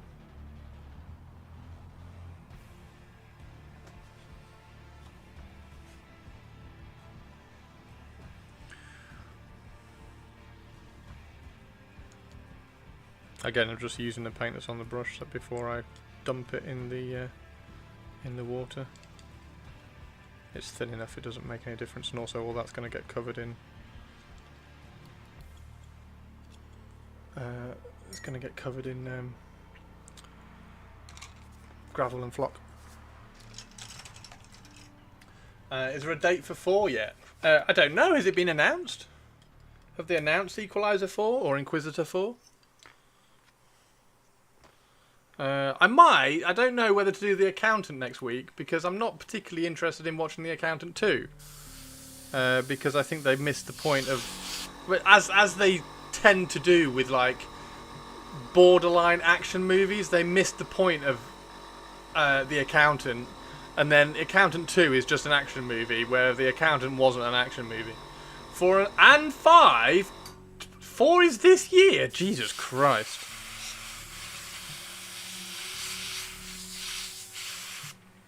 I don't know whether they've missed. They're starting to miss a little bit. Like, I don't think they've missed the point of John Wick. I think John Wick managed to keep its credibility. No, like the focus of the point of the film a little bit more. I think Equalizer 2 and 3 were very good, but might have missed a little bit of the impact of 1. I'm just repriming that Stormtrooper because it's it should be a nice surface finish to paint on. So yeah, anyway, so it's Equalizer 3 in movie night tonight. Come and hang out and watch that. It'll be really good. Bring some popcorn. Bring some popcorn.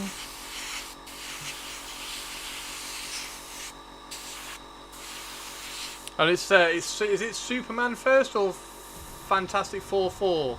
Fantastic Four first steps first.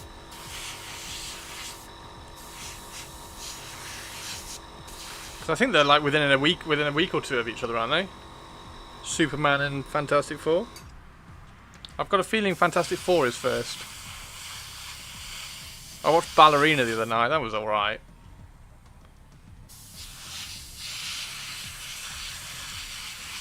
It was annoyingly one of those action movies that you don't really care about the character that's in it, which is a bit sad.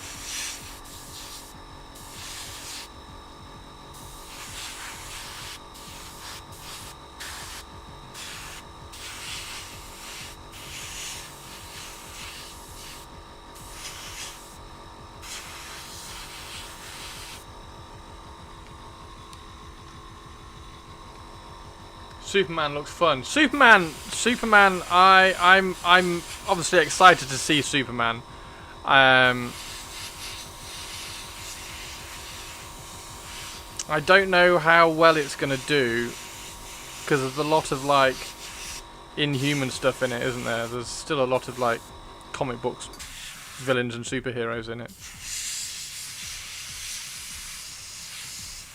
When they said it was going to go back to the original Superman of the 70s, I thought it was going to be more of a character. More of a character film. But it looks like it's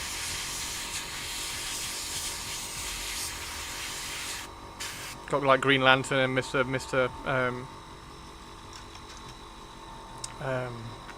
whatever. I mean, it is a comic book movie, but I like when it was first pitched, I thought it was going to be. I don't know. Trust Jade, yeah, totally. I'm looking forward to seeing it. I just think it has shifted slightly away from my expectation from the original.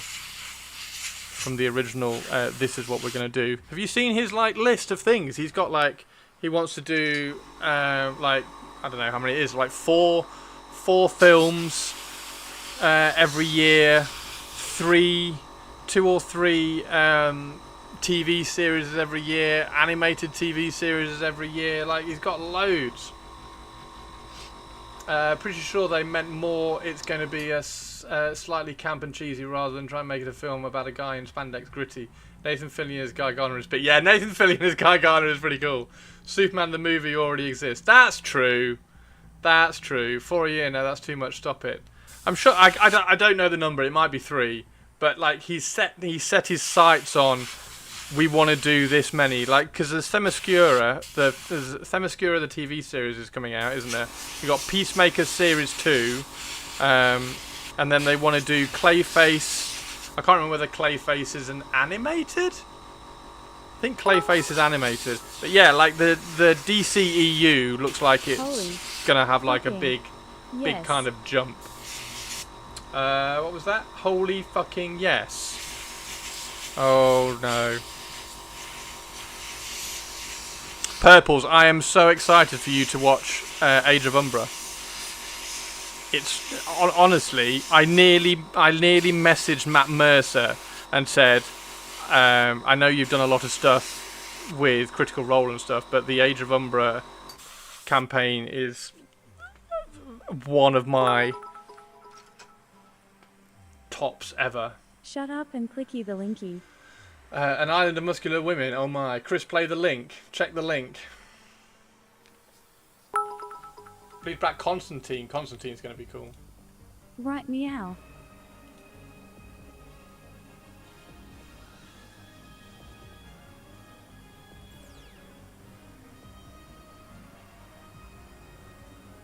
Wait, what? Spaceballs 2? No!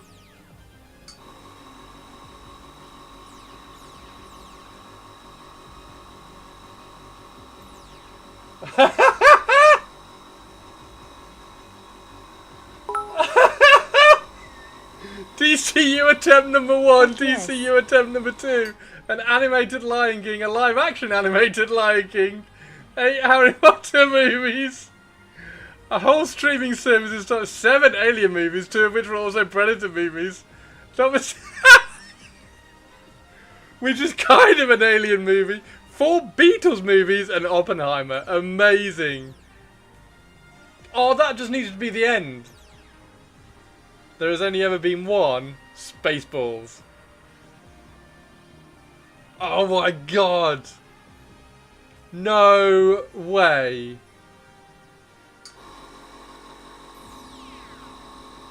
Until now.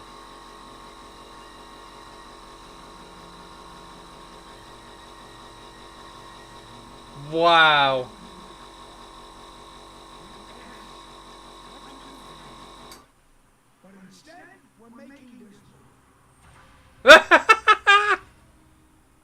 The Swartz Awakens!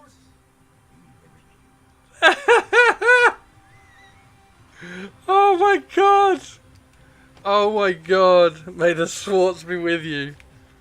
Fantastic. Mel Brooks is old now. Mel Brooks is old. Okay, so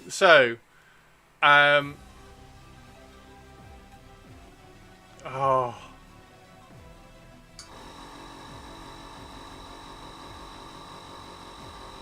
Who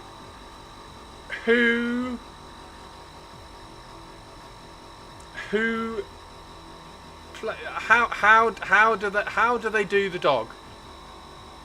Who the hell do they cast? Yeah, basically, yeah. Who do they cast? How do they pitch?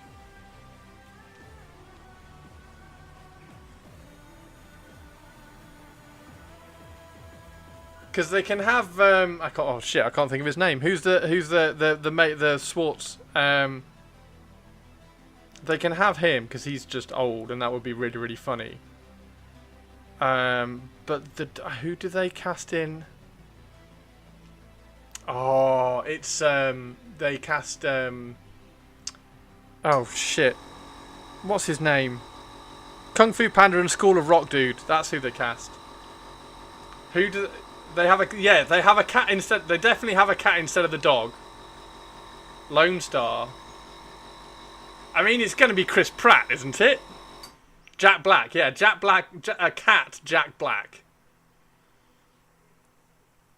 Lone Star, oh, I don't know. Do they go, oh, Hype Train as well, thank you very much. Chris Pratt. Ah, man, not Jack Black.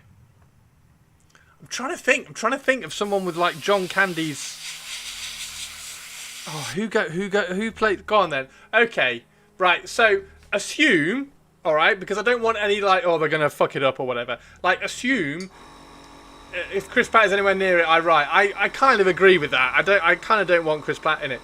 Assume it's going to be amazing, right? Just, in your head, okay, Mel Brooks is just going to nail this. It's going to be so fucking funny. There's going to be, like, little nuance jokes all the way through it, which is just brilliant. Cast it. Go. Chat. Go. Cast it. It was taking a bit of a piss out of iconic movies. Yeah, go on. Right, who? Like, who's Lone Star? I think they have to go cat. They've got to go cat. If they go cat, do they do something like Jennifer Lawrence and just throw Jennifer Lawrence in as a cat? Or was there a?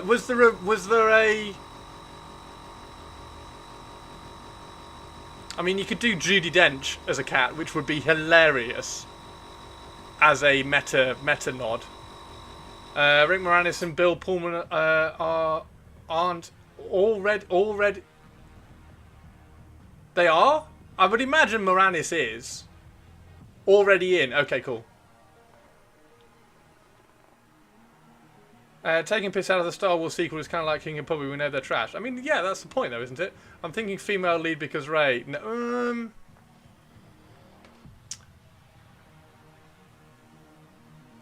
oh, I don't know. They can recast Pullman for Lone Star. Thinking female lead. The original Lone Star and Helmet are already signed up. It's a sequel, so should have the original cast where possible.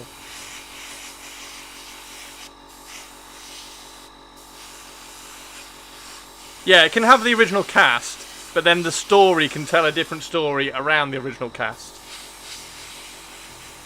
So they can get... they could, if they wanted, get a female lead in kind of thing. If we get a great actress, we'll put it beyond Star Wars. I mean, honestly, why don't they... honestly, they go and get Rey. They go and get Daisy Ridley. Like, just throw Daisy Ridley in it. Because she's bouncing back. I watched her latest film. She was good in it. The film was shocking. They'll have to do a Next Generation because A, age, and B, most of the original cast are dead. Yeah. Yeah, honestly, I reckon you just go and get Daisy Ridley. I reckon you just throw Daisy Ridley in it. I don't know how much legal jeopardy that puts it in. I don't know. But they've like the trailer, they've already set out to be like, ha.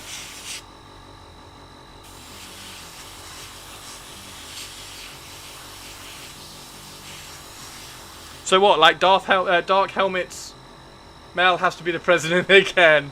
Like Dark Helmet's son? Do you do Dark Helmet's son as a like Kylo Ren kind of thing?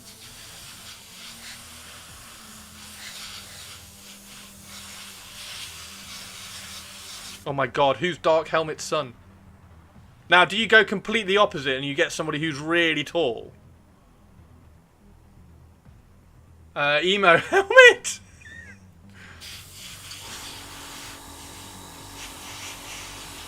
Oh my god, there's so many directions they could go! There's so many directions they could go. They could go Light Helmet. They could... Oh my word, okay. Who's a really good, really tall actor?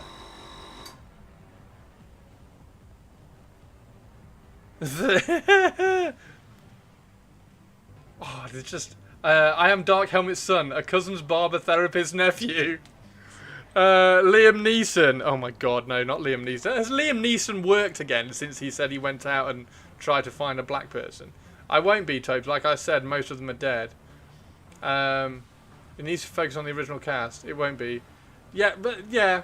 I mean, I think they can base the story around the original cast. Well, Liam's in the new Lethal Weapon. Is he? Oh, hang on. No, he's in. He is in the new Lethal Weapon, isn't he? He's a little baby. He's a little girl. Christopher, go check the new potato pic. They're freaking adorable. Let me finish this cup so it's not drying in the thing. Naked Gun. That's it. Yeah, not Lethal Weapon. Naked Gun. Yeah, he's in Naked Gun, isn't it? I think that looks funny, but not because of Liam Neeson.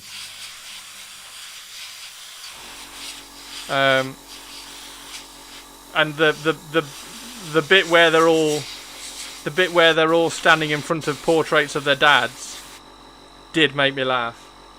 Moranis, Brooks, Pullman are all still alive. That's enough for them to focus on with other. What do you use to prime black? So this is phenomenal. I've been hyping this up. All stream. This stuff. It's phenomenal. It's hilarious because it's something you would never expect Liam Neeson playing such a character. Yeah, it's true. Moranis is retired. I think Toby said he's already signed up though. Somebody go Google it. The OJ joke at the end ruined me. It was so funny. It was.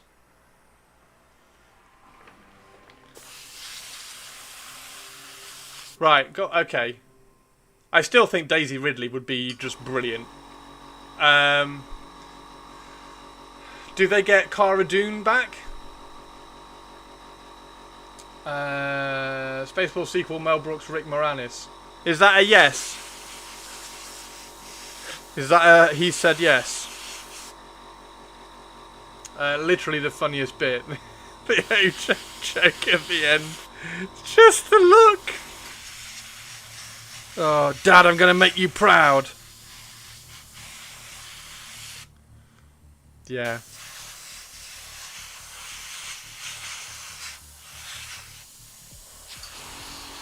I mean, you can't go wrong with Naked Gun, can you? Because you just make crude jokes all over the place. I know what is needed. Use the Thrawn trilogy as a basis. When they say, unlike Disney's rewrote a script, I rewatched from the Naked Guns, and it still does it. Does it still stand up, Tobes? Interesting.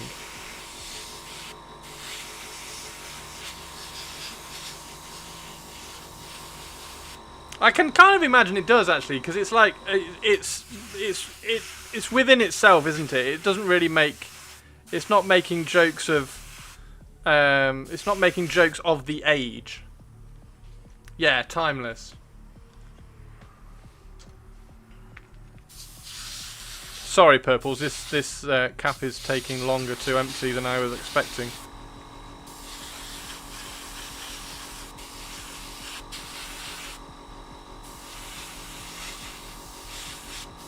Okay? So has anybody got a better?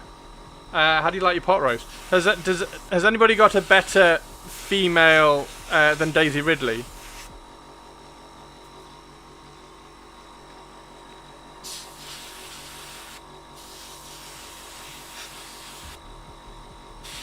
The jokes are too good not to hold up. I mean, surely they're going to be...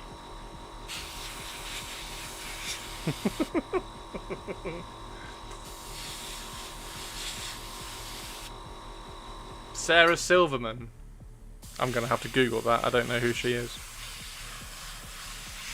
If anybody says Sydney Sweeney, you're going to get kicked out of chat. Mel Brooks is President, Neville Scroob and Yogurt. Bill Pullman is Lone Star. Mick Moranis is Darth Helmet. Daphne Zuniga as Queen Vesper. George Weiner as Colonel Sanders. Oh, Purples, this is awesome. Will Sasso as Barth. Who the hell is Will Sasso? Chloe Johnson as Dot Matrix. Oh my god. Melissa Rivers as the voice of Dot Matrix, among others. I think you want someone younger and up and coming.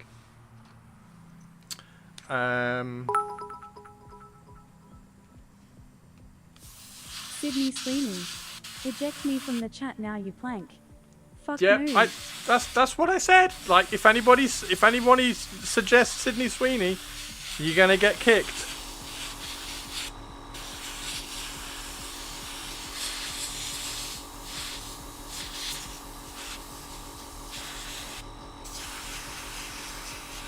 Oh, brilliant. That's really cool. Someone younger and up and coming. Right, we've got 3 left. Can we get 3? We're not going to get 3 out of this cup. I don't think we're going to get 3 out of this cup.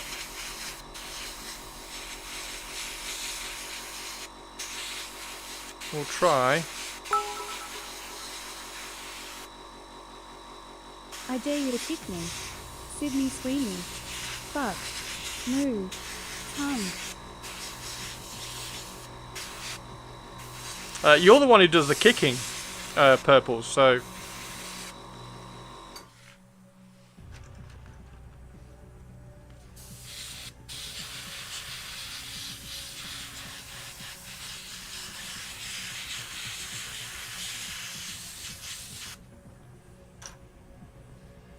I'm just fine with the whole cast being old. There we go, that's that emptied. Right, let me just clean the cup. Let me just clean the cup and then we'll go and have a look in Discord. Thanks for being patient.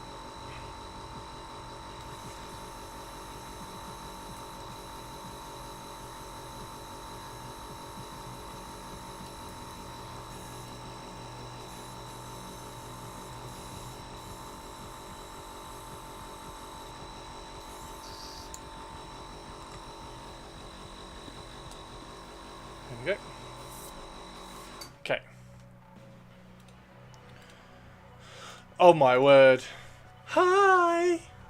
If you want someone younger, you cast Aubrey Plaza and I'll watch it. I'll watch anything with Aubrey Plaza in. I'm so old, I looked at the top young actresses under 25, didn't know any of them. They're all pretty. Right, who was that? Hang on. Was it Will Sasso?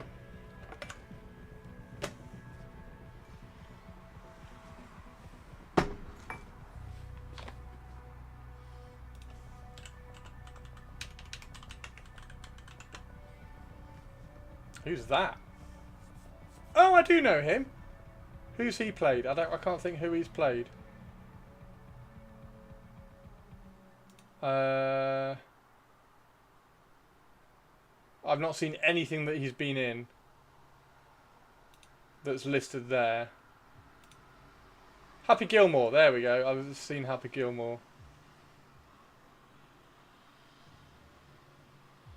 How I Met Your Mother, is he in How I Met Your Mother? Okay, so he's not in... I recognise him, but he's not in anything that I remember. Who else was in there? Daphne Zuniga.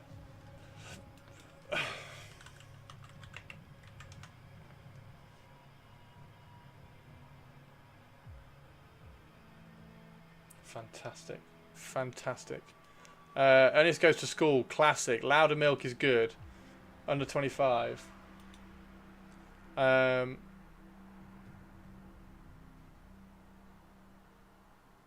Sasso isn't exactly defining in it.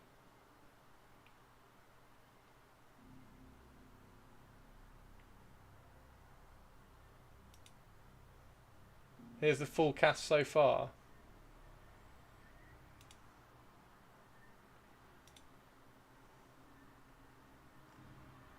"35 years after the original planet Spaceball's defeat is an attempt to steal the air of Druidia. A young mechanic living in a desert planet teams up with a Druish spy and a pirate to defeat the Spaceballs. With the help of some old friends and her new mentor Yogurt. Meanwhile, the current planet Spaceballs hopes to counter this with Dark Helmet's daughter and new apprentice, who also happens to be his biggest fangirl." Oh my god. Oh my god. That's what we need. Comedians and actors that can do comedy.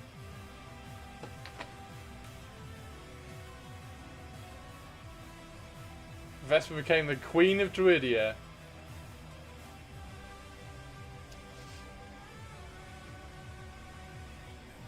Pizza the Hut, Mozzarella the Hut, Pasta the Hut, Spaghetti the Hut, Beefaroni the Hut. John Cusack. And Valium. Joey King as Red Star. Who's Joey King?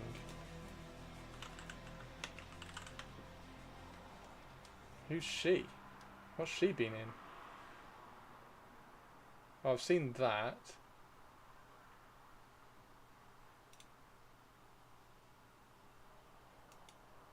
So I've not seen her in anything. Oh, she's in The Conjuring. Okay. She's in quarantine? How old is she? 25?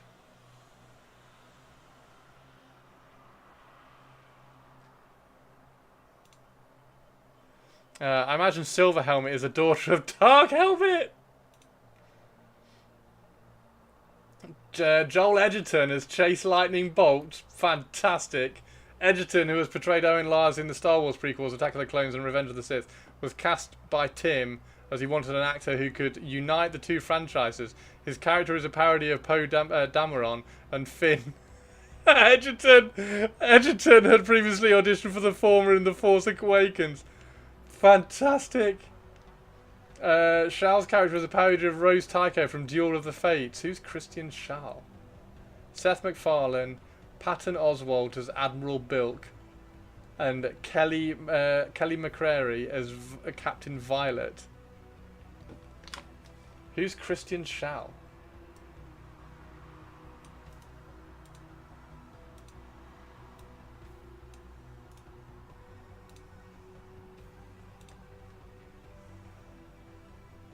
What's she been in? I don't know any of these.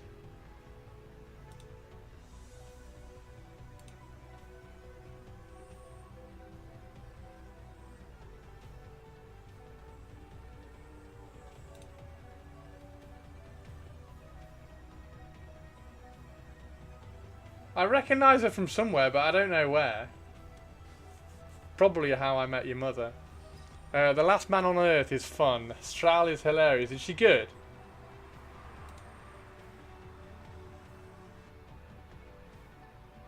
And then who was the other one? Kelly McCreary. Did they say that, have they cast Silver Helmet? What's the new movie? Wrong Jane or something? What, Shal?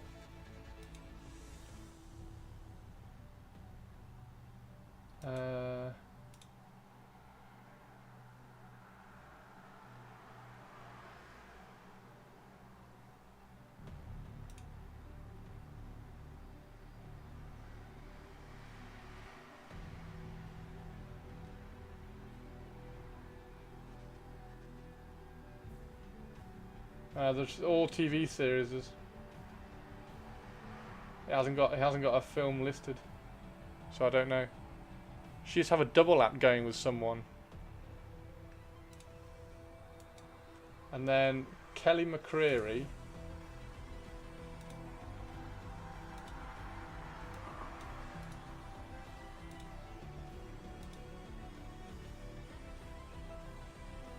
Who's she? I don't know anybody. You'd know her voice if you heard it. Okay. Yeah, I recognise her face from somewhere. I don't know where. I don't know who she is either. It's just like all other stuff that I've not seen. 1981 in Milwaukee.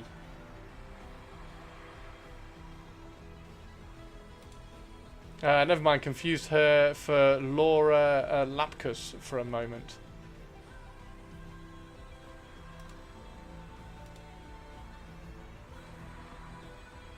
Moranis revealed a few years after the movie's release, he and Brooks discussed a sequel titled Spaceballs 3, The Search for Spaceballs 2!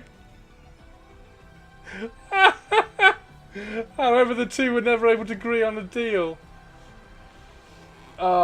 Interesting. With the release of The Force Awakens later in the year, Brooks figured it would be the perfect time to make a second film, though there was obstacles, such as getting the then-retired Rick Moranis to reprise his role as Dark Helmet, as Brooks refused to make a movie without him, and having to sign a deal with Disney to spoof Star Wars a second time, as Brooks sought approval from George Lucas to make the original. No way.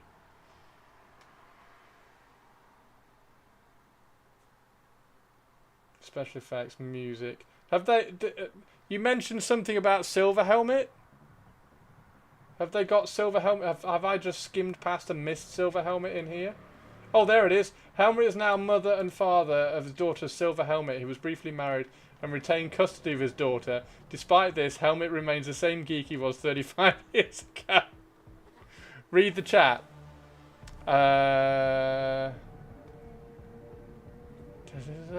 The actor's canonical Joey King is good. Tari, love you, bye. Ernest Goes to School, classic. Read the chat, noob, sorry. Oh my god.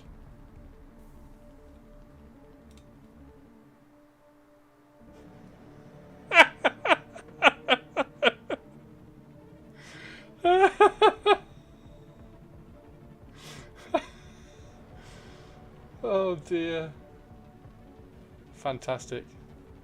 Vanessa hugged it. Oh right. Oh, so they have. Hang on. How did I not see that? Where did you tag? Okay. Vanessa Hudgens. Oh, amazing. Okay, I know her. Where do I know her from?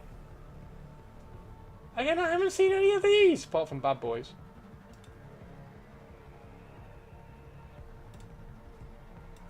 What do I know her from?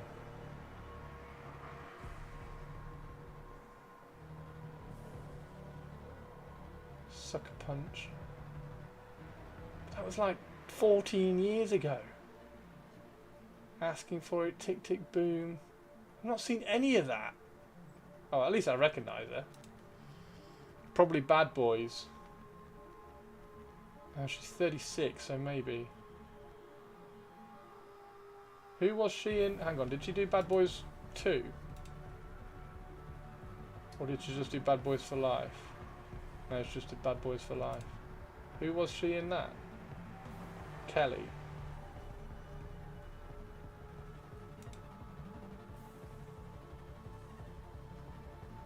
Oh, that's a 2021. Yeah, and then that's the new one. Right, yeah. So it would have been Bad Boys. She's mostly known as being the female lead in High School Musical. Not seen that. I thought it was meant to be called Spaceballs 2: The Shameless Cash Grab. I mean, that's pretty good. It's still pretty good. Search for more money. Spaceballs 2. Although I did like, where was it? When they were saying they wanted to do Spaceballs 3: The Search for Spaceballs 2. There we go. The sequel was going to be Spaceballs 3: The Search for Spaceballs 2.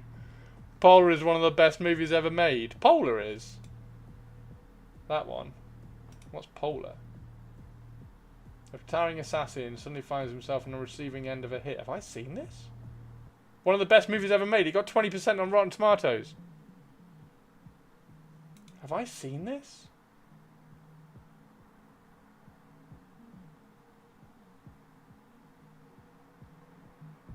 Oh, I have. Have I seen this? He gets killed at the end in a cabin. Yeah, I have seen this.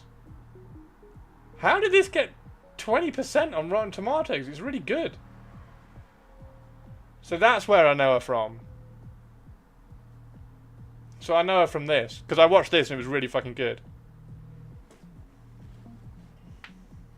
Because it's got Mads Mikkelsen in it. And, as it turns out, Vanessa Hudgens. Spoilers. Kinky Kilky Cat likes Mads Mikkelsen. So, whenever Mads Mikkelsen is in something, I'm like, oh, Kilky. Yeah, that's a good film. I don't know how the hell. There we go. Look, IMDb gave it 6.3. Rotten Tomatoes gave it 20. Unbelievable. You need a comedy with a half-naked blonde. If you want a high Rotten Tomatoes score. See, even Metacritic gave it really low. Anyway, yeah, it's a really good film, that. It's really cool. Oh my god, Matt Lucas was in it? Oh. Catherine Winnick. What a superstar. What a superstar. Right, let's carry on priming all these. That's fantastic, though. Who doesn't like Mads Mikkelsen? Don't know, actually. I don't know. I bet there's somebody. Matt Lucas is the over-the-top villain. I can't remember Matt Lucas. Have you seen The Old Guard, by the way? Absolutely nailed Dr. Evil Star villain. He was the villain. I didn't think Mads Mikkelsen in Hannibal pretty much carried the show. The show I thought was quite poor, but Mads Mikkelsen in Hannibal was. Want to see Ventress? Oh yes. I'm really sorry, Teeny Tiny. I'm really sorry. I definitely want to see Ventress. Oh, I love it. Oh, you've done it the other way. You've done turquoise in the shadow and purple. Oh, I like it. That's so cool. I kind of like it that way round. That's really good, Teeny Tiny. Guys, look at this. That's awesome. I like it. Old Guard is so good. They're doing a sequel, and I don't know how they're doing it. Sorry, I've just got Catherine Winnick up on my other screen now. God damn it. Just posted another. Oh, look at this.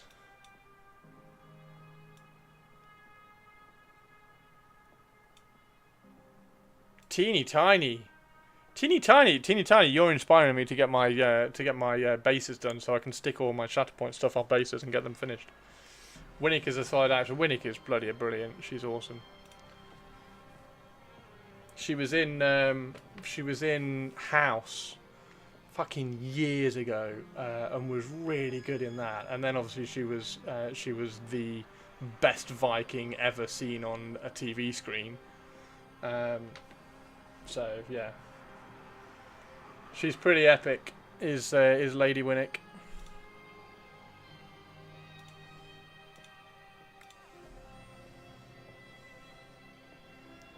Oh my word. Okay, we have to have a look at this list. Okay, so Teeny Tiny's Bretonians. This is the models that she's got. But these are all halflings. Oh my god, you've got Elise Shard. Lady of the Cake. Fantastic. What did I see her in lately? Is she in Big Sky? Yes, she's in Big Sky. Yeah, she's in Big Sky. She's in Big Sky, Love and Other Drugs, The Dark Tower, The Marksman, Polar.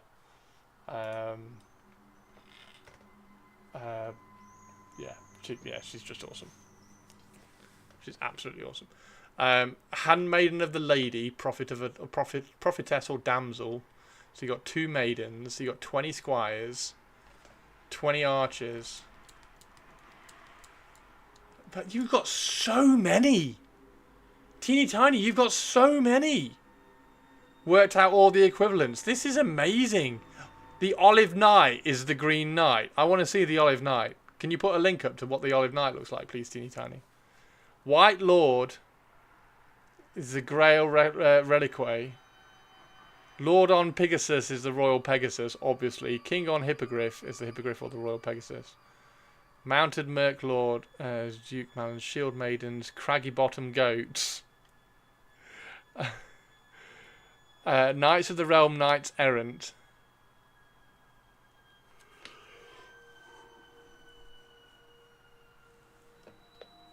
So the Craggy Bottom Goats, can't you make the Craggy Bottom Goats the Knights Errant, and then the Mounted Knights the Knights of the Realm? Or the Squires? Oh, you've got Mounted Squires for the Yeoman. Let me see if I can find him. It was an event exclusive, even better. Shield Maidens are on Walrus. Shield Maidens are on a Walrus. Oh my god. I can't wait to see this army. This is going to be amazing. When you get it done, Teeny Tiny, we're going to have to go to a TSN event. That's just going to be brilliant. I will let you pick what faction I take to the TSN event that you go to this one with. There we go. Just the faction, not the army, because, like... And it's got to be a faction that I've got. Like, don't go and say dwarfs. But if you want to see my vampire counts or something, I'll finish those. Or if you want to see my minotaurs, I'll finish those. Something like that. That sounds awesome. This looks absolutely brilliant. For those of you who don't know, Teeny Tiny is doing a Bretonnian army, but they're all halfling sculpts. They're fantastic. Absolutely fantastic.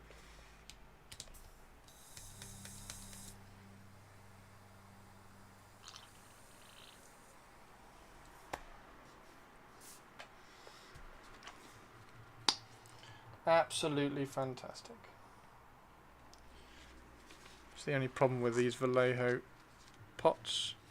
They drip down into the fucking moat around the nozzle and ruin the pots.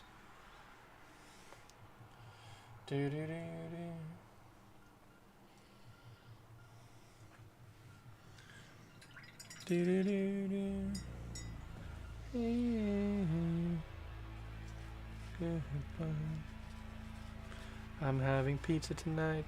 I'm having pizza tonight. Hey, goodbye.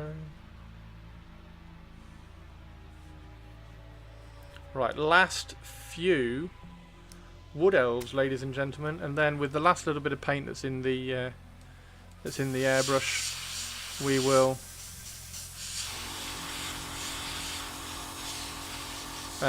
prime the Skellybobs.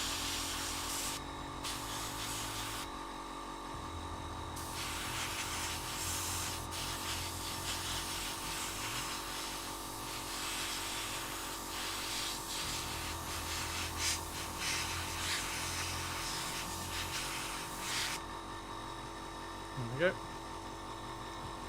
This one needs a little bit. And then we got one left. we got one left, which means we're going to do a load of skeletons. I can't get the link to copy. That's all right.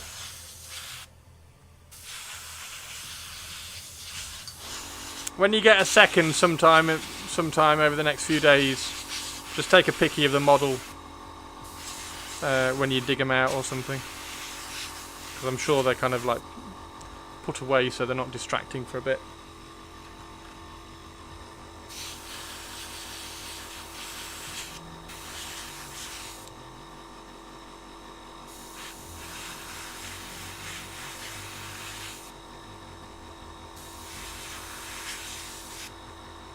Can you copy and paste the picture into my DM? Into a Discord DM. Send it to me.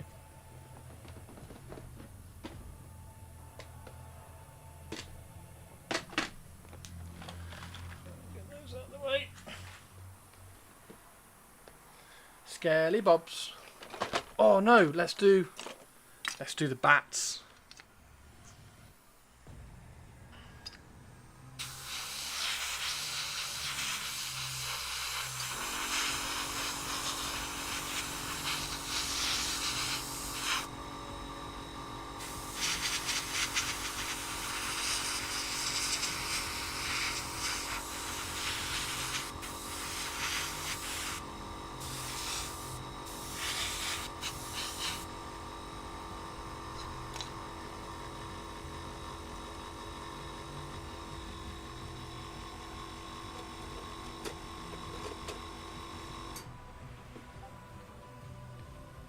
Thank you.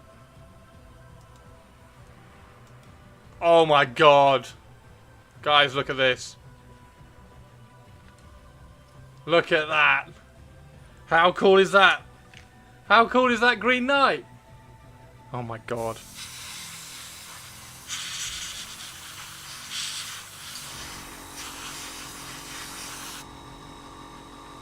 He's cute and frilly.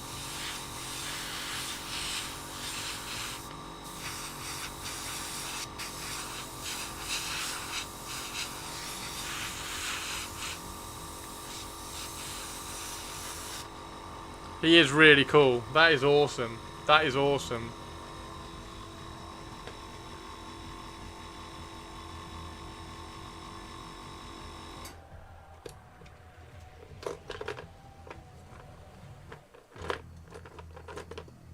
I've got so many White Lords. I want to... Should I turn this guy? Should I turn this guy into a Battle Standard Bearer? Should I turn him into a Battle Standard Bearer? Because I think I could cut that arm and like straighten it up so he's holding a Battle Standard like vertically.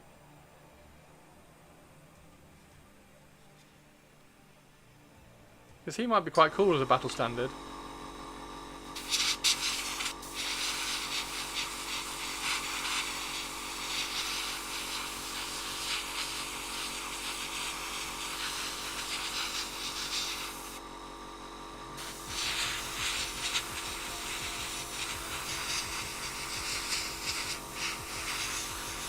So he's got weird...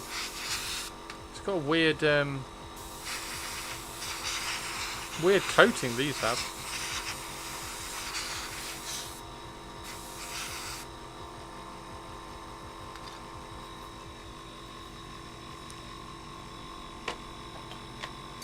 And then I need to do these as a unit filler, so these will be a unit filler. That one and that one will be 2 unit fillers, so that'll be quite cool to paint up.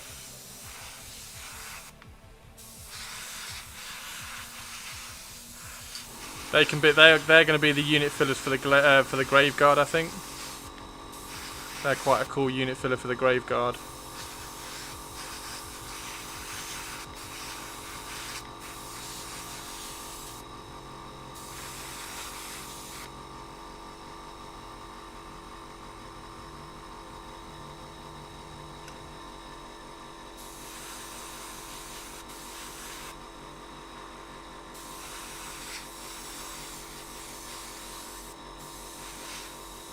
Have you got a idea of how you're going to paint them all, Teeny Tiny?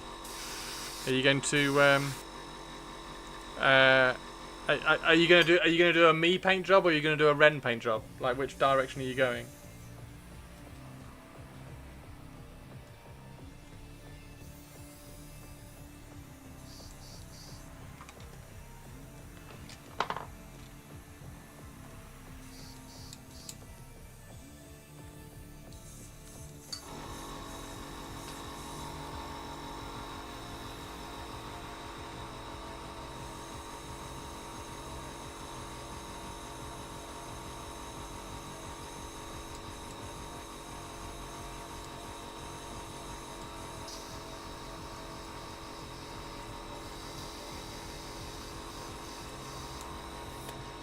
I'm not sure what that means. So Ren paints every model, like highlights every single surface, whereas I try and, particularly for the old world, I don't know. Like, are you going to paint them, keep them and try using contrast? Gotcha. So yeah, are you aiming to paint them quickly or not?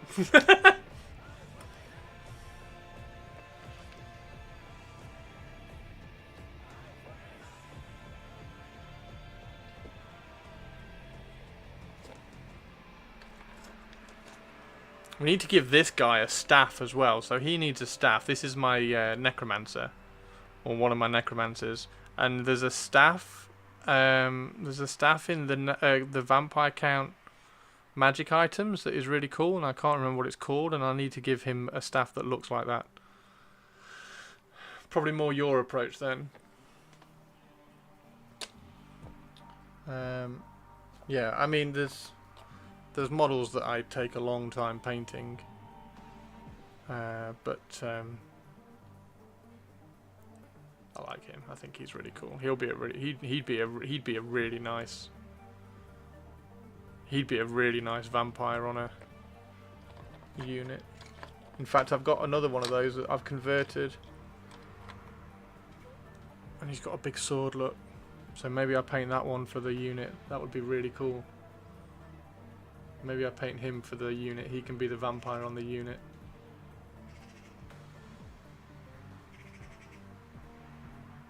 Big vampire sword.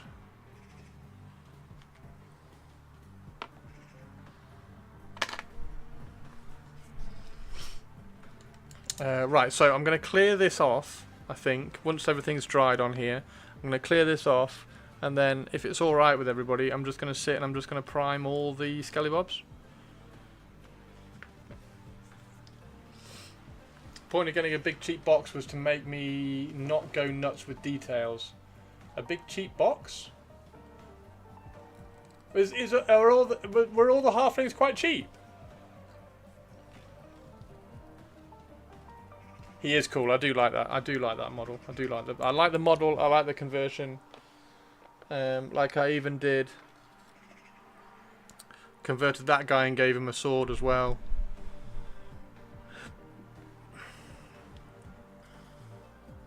Because the point of those were that they were the true blades. They're Skirgan true blades for my AOS. Super cheap, were they? Are they plastic or are they 3D print? They're like, what are they? The box with the majority of them was 120 when I got it. No way. For the whole army. You've got a whole army of halfling Bretonians. For that much. That's still pretty good. Wow. And then you just picked up like individual ones here and there, like the Olive Knight and stuff. Absolutely amazing. So, if you... Now you've got all the equivalents, how many points is all that? Do you want me to throw it into Old World and see how many points you've got? Do you want me to throw your list into Old World and see how many points you've got?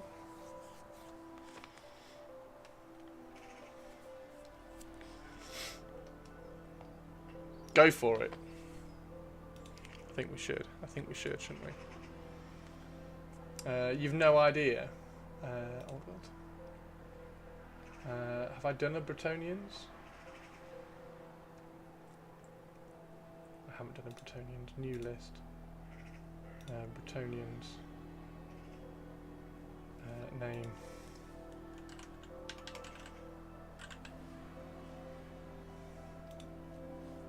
Should be it should be loads. It should be absolutely loads. Right. Okay. So you got a mounted lord. So the one right at the top of your list, mounted lord. That's just a lord on a horse, right? So a Bretonian warhorse kind of thing. Handmaiden of the lady. So you've got a prophetess and a damsel. You got 20 squires. Where are the squires? Are the squires special? Squires. 20 of them. 20 archers. Peasant bowman. On a pig! Amazing. So counts as horse, gotcha. 20 archers, 20 halberds, 20 spears. Men at arms.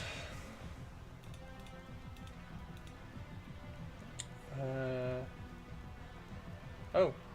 No, they can't have spears. Remove.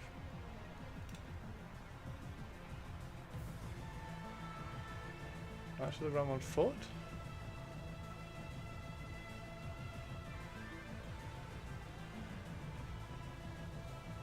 Ah, yeah, 20 halberds. Okay, yeah, so men at arms.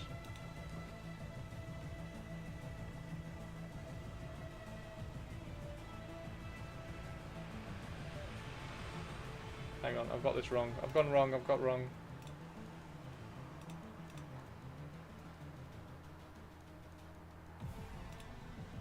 Knights of the Realm. Hand weapons, great weapons. I thought there was a halberd option.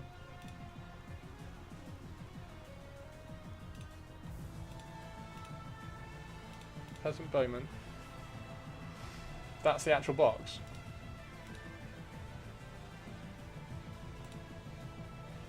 Halfling Knight Army. That's amazing. This is going to look so good. Okay, so men at arms with halberds, men at arms with spears. Okay, so let's just do that because that's dead easy.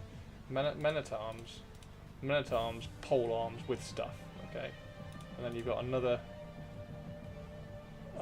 with halberds. So Knights of the Realm on foot. Dink, dink, dink, and then they have the great weapons. There we go. So that's the halberd ones. Mounted squires are yeomen. I think they're in core. Nope. Special. Mounted yeomen. 10 of them.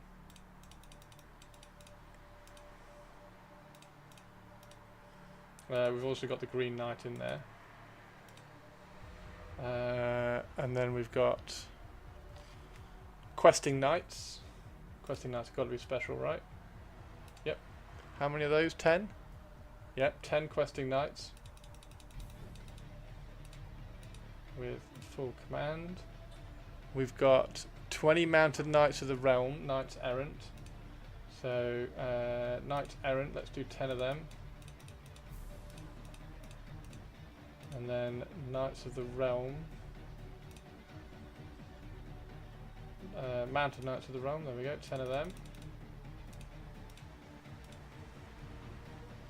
How many longers are you putting in a unit? 40. 40?! No, like 3. Like, I'll probably go 5. Because I kind of want, like, 2 units of 5 or something like that. But not 40, no. Hey Hargrim, how you doing? I think there's excess. We're thinking include all the horses and piggies, then go from there. Yeah, that sounds like a good idea. 20 mounted knights. So we've done those, 10 and 10. And then we've got 3 Pegasus knights. So we've got 3 Pegasus knights with standard bearer. 3 Pegasus knights. You've got 1 trebuchet. Trebuchet is rare. So you got 1 trebuchet. You got 10 Grail Knights. I think they're rare. Yeah, 10 Grail Knights. 10 Grail Knights. 20 Pilgrims. They've got to be core, surely. Oh no, they're special, aren't they? Battle Pilgrims. 20 of them. And you've got the Reliquary, haven't you? I'm sure I saw a Reliquary. Where's the Grail? Yeah, Grail Reliquary is a White Lord. There we go. Grail Reliquary. Battle Standard Bearer. So that's a Baron. Battle Standard Bearer. Where's the free Battle Standard? Where's the free Battle Standard? Is it a Baron? Maybe it's not a Baron. Remove. Paladin, there we go. Battle Standard Bearer, free Battle Standard. Maiden on Horse. Prophetess or Damsel. So another Prophetess on a horse. The Green Knight. Elise du Shard. You've got Elise du Shard. Hippogriff or Royal Pegasus. Oh my god. So you've got a Baron? Yeah, let's add another. Let's do another Duke on a Royal Pegasus. There we go. And then you've got. Oh no, let's put that one on the Hippogriff, because then you've got as well. You've got a Lord on a Pegasus, which is a Royal Pegasus. Royal Pegasus. You got more Piggy Knights. And then a mounted Merc Lord is another Duke Baron Paladin. So a Duke Baron Paladin, another one of those that's mounted on a Bretonnian Warhorse. So you have, without including the more Piggy Knights, whatever that means, the Shield Maidens ×6 and the Craggy Bottom Goats, you have 3,794 points-ish without magic items Bretonnian. You got 4,000 points of Bretonnian in tiny little halfling form. Jesus Christ. You're gonna kit bash the Reliquary. Gotcha. That's insane.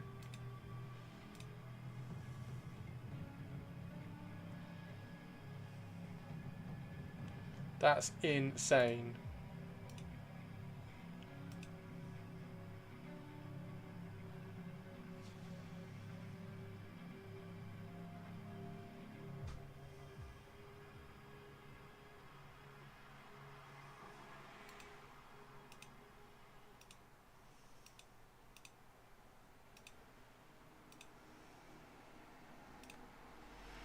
So we can pick and choose. Yeah, you can definitely pick and choose. You can definitely pick and choose out of that. But from all of that, you have a really good Bretonnian army as well, because you've got all the Pegasus and the Pegasus Knights, and yeah, that's awesome. And you've got some Knights of the Realm on foot and stuff.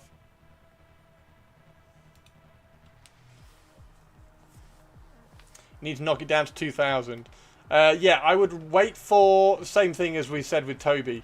Wait for the errata/FAQ, because I think that's good.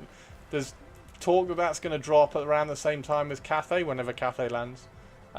So then you'll have a better idea of kind of what works together, because there might be some changes to infantry that come up. So you might go, oh, actually, infantry would be quite cool to run, things like that. That's amazing. And yeah, if you want to, you can pick what faction I try to finish to take to the TSN event that we go to when you get your halflings done. That might sound like a goal, a cool little goal. Right, I'm going to put all these away. Have we managed to get any painting done today? Yeah, we've done shitloads of painting. Only priming, because I didn't get all of these primed, which is why we didn't do any painting. I was like, I don't know what to do today. And then I got inspired and convinced and persuaded to prime all my Shatterpoint bases, so I can start on those and see if we can get like a nice, quick, easy basing scheme done. And then I was enjoying it so much, and I asked if it was alright if I just kind of sat and primed all my Wood Elf stuff. And chat were like, yeah, definitely do it. So I've sat and primed all my Wood Elf stuff. So we've got all the horses primed. We've now got all the Glade Guard are all now primed. And now we're just about to reprime some Skellybobs.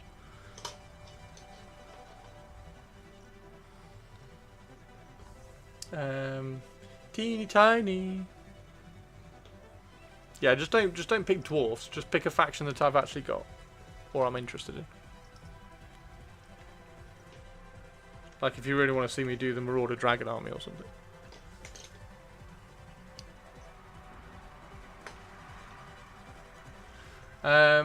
Right.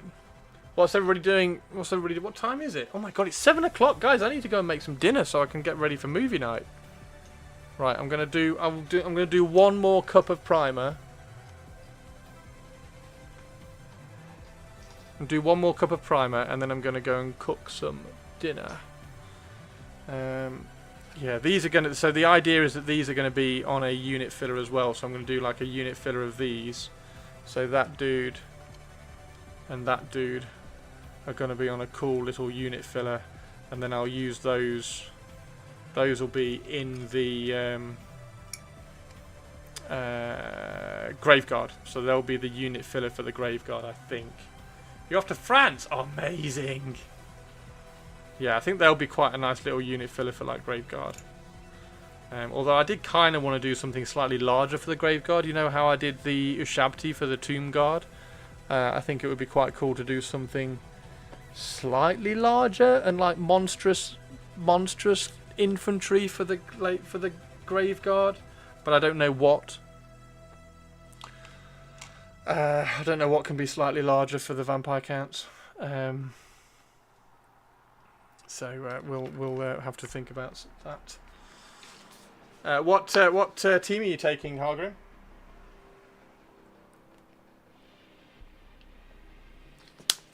Right, so.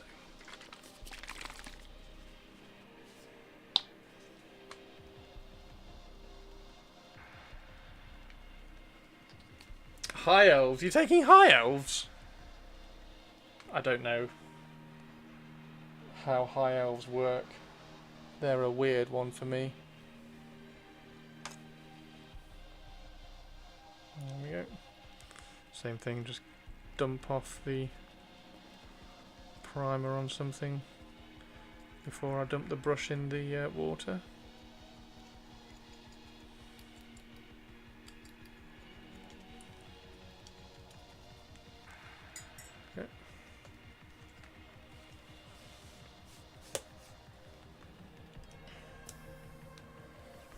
Okay. Okay.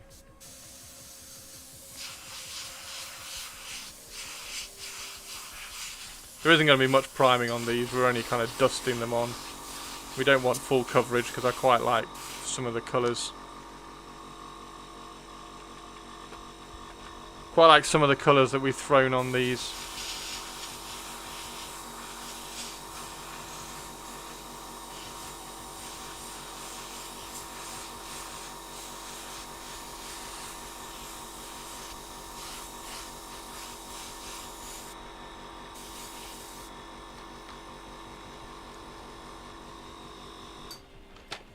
So we do have some models from Curse City, and then we've got the skeletons from AOS. But I've changed. If you look, I've changed all the skulls.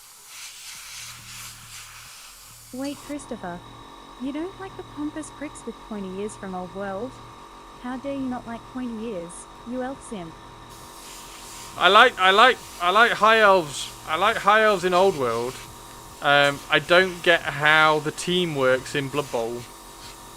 So high elves in Blood Bowl are like weird.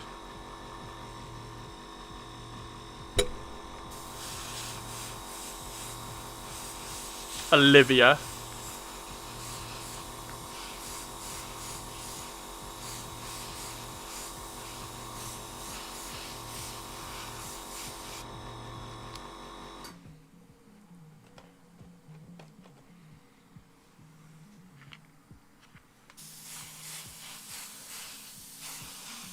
Thanks very much, everybody, for the support today. You've been awesome. Thanks for hanging out. It's Friday tomorrow, isn't it? So I definitely need to get. I really want to get the Wood Elf video edited and finished. It's just nuts. It's really difficult to edit down because it's just a building video. So I almost need to work out what I need to say, and then fit the video around that, which is not how I do videos. So I watched a video today. About writing scripts for YouTube videos and some tips and things, just in case I kind of wanted to plan the video a bit more, which I don't normally want to do. I kind of like the freeform waffle, if you like.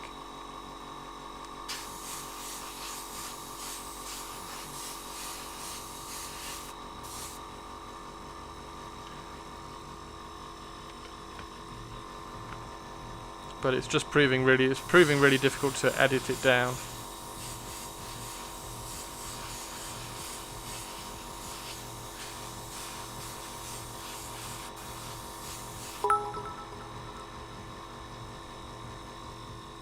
I already gave you the best tip about video editing, Christopher. Right-click delete. Fuck. Move.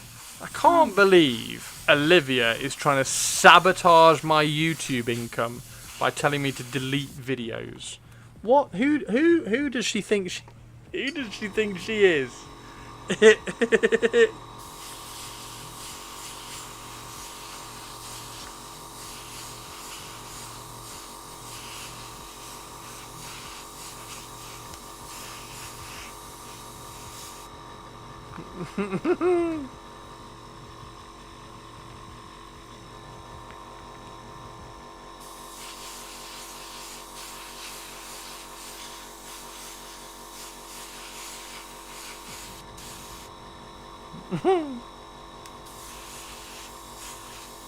Purples, how far through session 0 have you got? Oh my god, honestly, you're gonna love that. It's so good. Episode 1 is good. Episode 2 is easily in like the top 3 roleplay game sessions I've ever watched.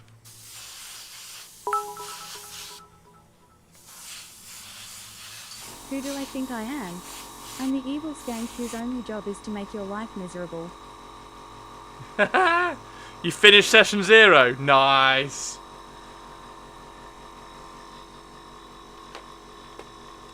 Are you excited enough to go on to episode 1 and watch episode 1? Or are you like, yeah, it's alright. Like Talison's Human Spider. You'll start watching episode 1 tonight. Amazing. Do it before movie night. So when I finish this, when I finish the stream, or after movie night. I'm guessing tonight is after movie night for you, isn't it?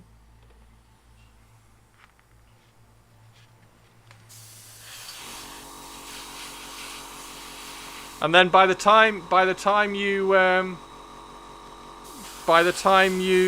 have finished episode 2, episode 3 might be out. So I've had to wait a week for episode 3, and you'll be able to just like dive straight in. All the cliffhangers and everything. These are really cool models, aren't they? These skeletons are just awesome. They're just awesome. I kind of want to convert one into a champion, but they don't need it, do they? They just don't need it.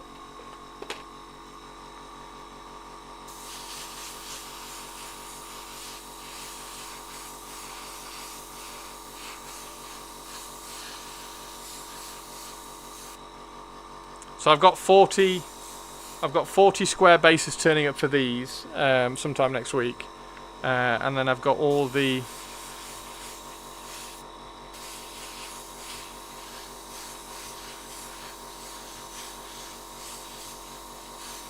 cavalry bases as well for the Blood Knights and the Black Knights.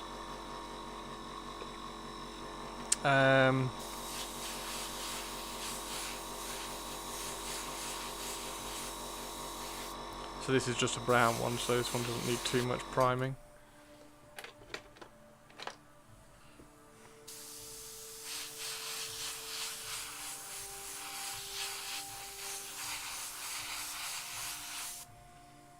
Lurk. Meeting. Catch you for movie night. Bye. Equalizer 3 tonight, everybody. So if anybody wants to come and watch movie night, it is Equalizer 3 tonight.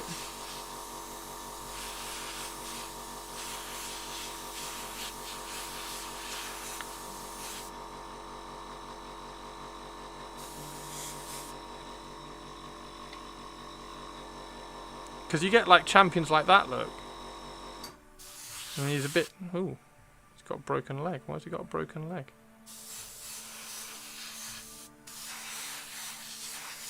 Put him to one side so I can mend his leg.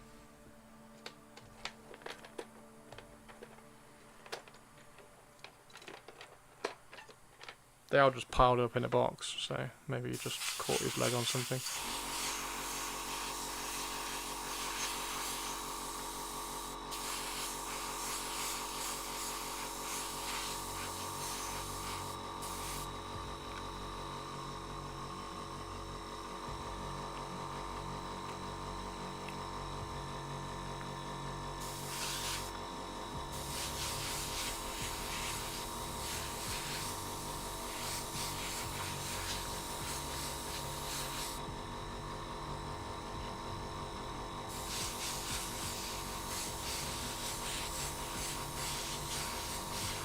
The Cursed City skeletons just give a little bit of variety to the posers and stuff.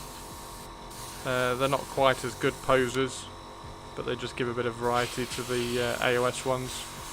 There's the Necron one. I'm throwing one Necron skull into the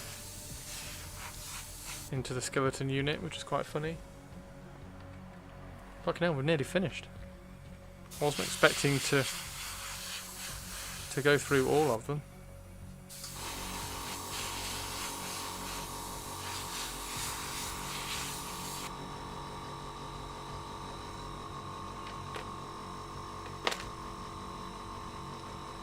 Right, that's another standard bearer. Oh, that's a nice standard. So that can be the standard. So that's the standard I'm going to use. So all the other standards, that's a really nice standard bearer.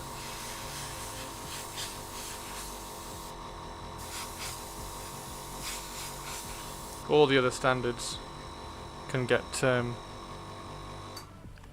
converted out. Because he's a bit twisted and weird, so that's cool. So I'll put him over there.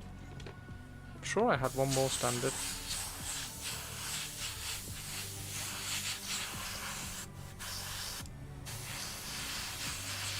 There we go, that's all of them. That's all the paint done. That will do me. I'm gonna go make some food.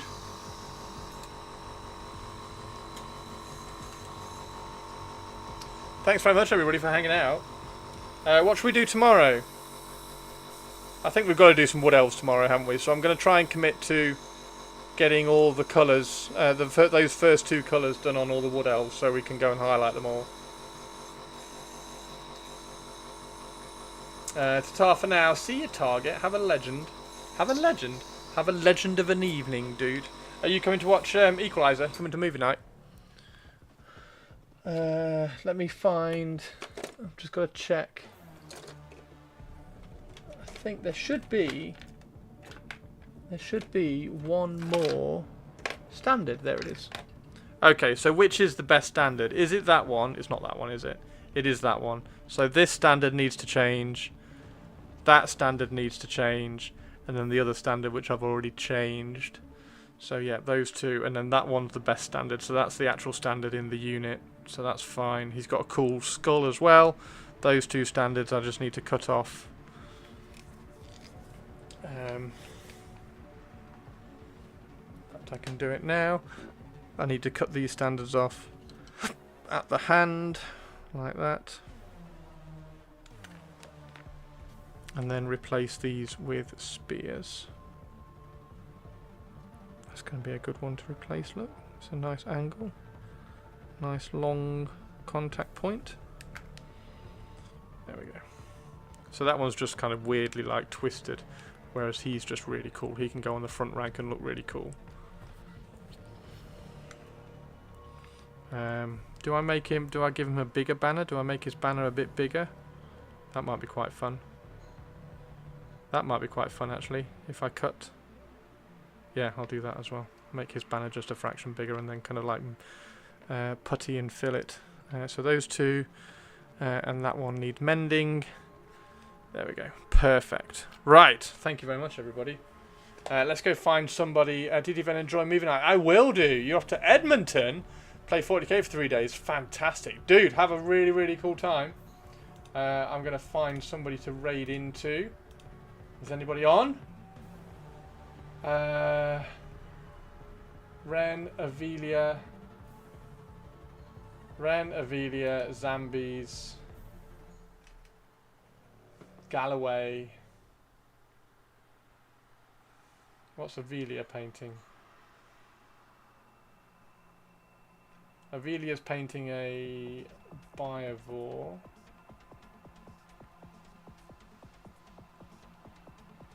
Okay. Right, have a good one, everybody. Luna Bacon is on. Oh god, no, we haven't raided Luna for bloody ages. Luna Bacon. There we go. Right, take care, everybody. Have a good one. And we'll see what we can do. I'll see you all tomorrow. Take care. You're all amazing. You're all awesome. See you later. I'll see you all tomorrow. Thanks for being fantastic. And I promise I'm going to do some more painting tomorrow rather than just painting my fingertips. Bye.